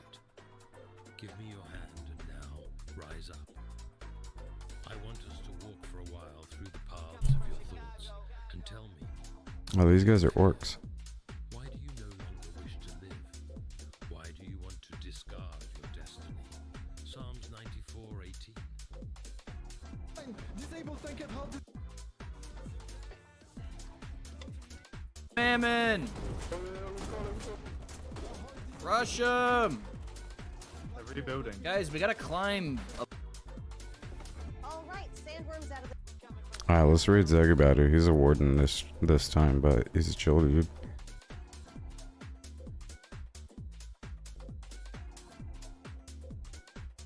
Oh really? We can't raid Zagabatter.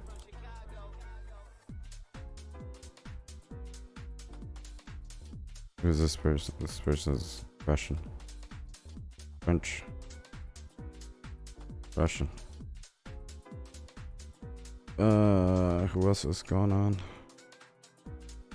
Great cause, dude.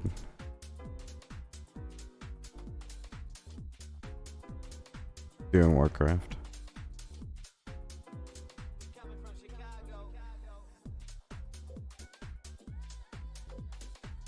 Oh, he's like AFK. Yo, you guys, we gotta find somebody to raid. What the fuck, dude? I need to get out of here.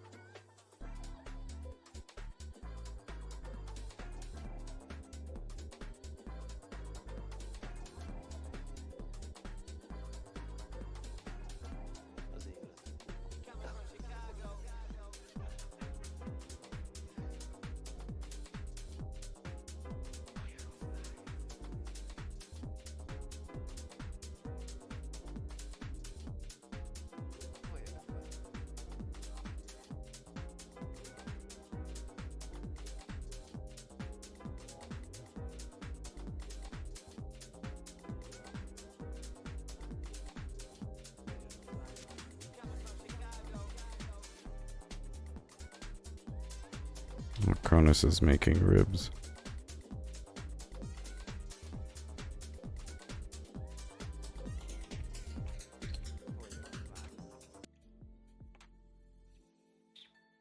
Just gonna use a spoon.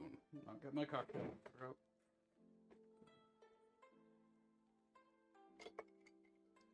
Let's rate Got my Cronus. cocktail mixer. There we go.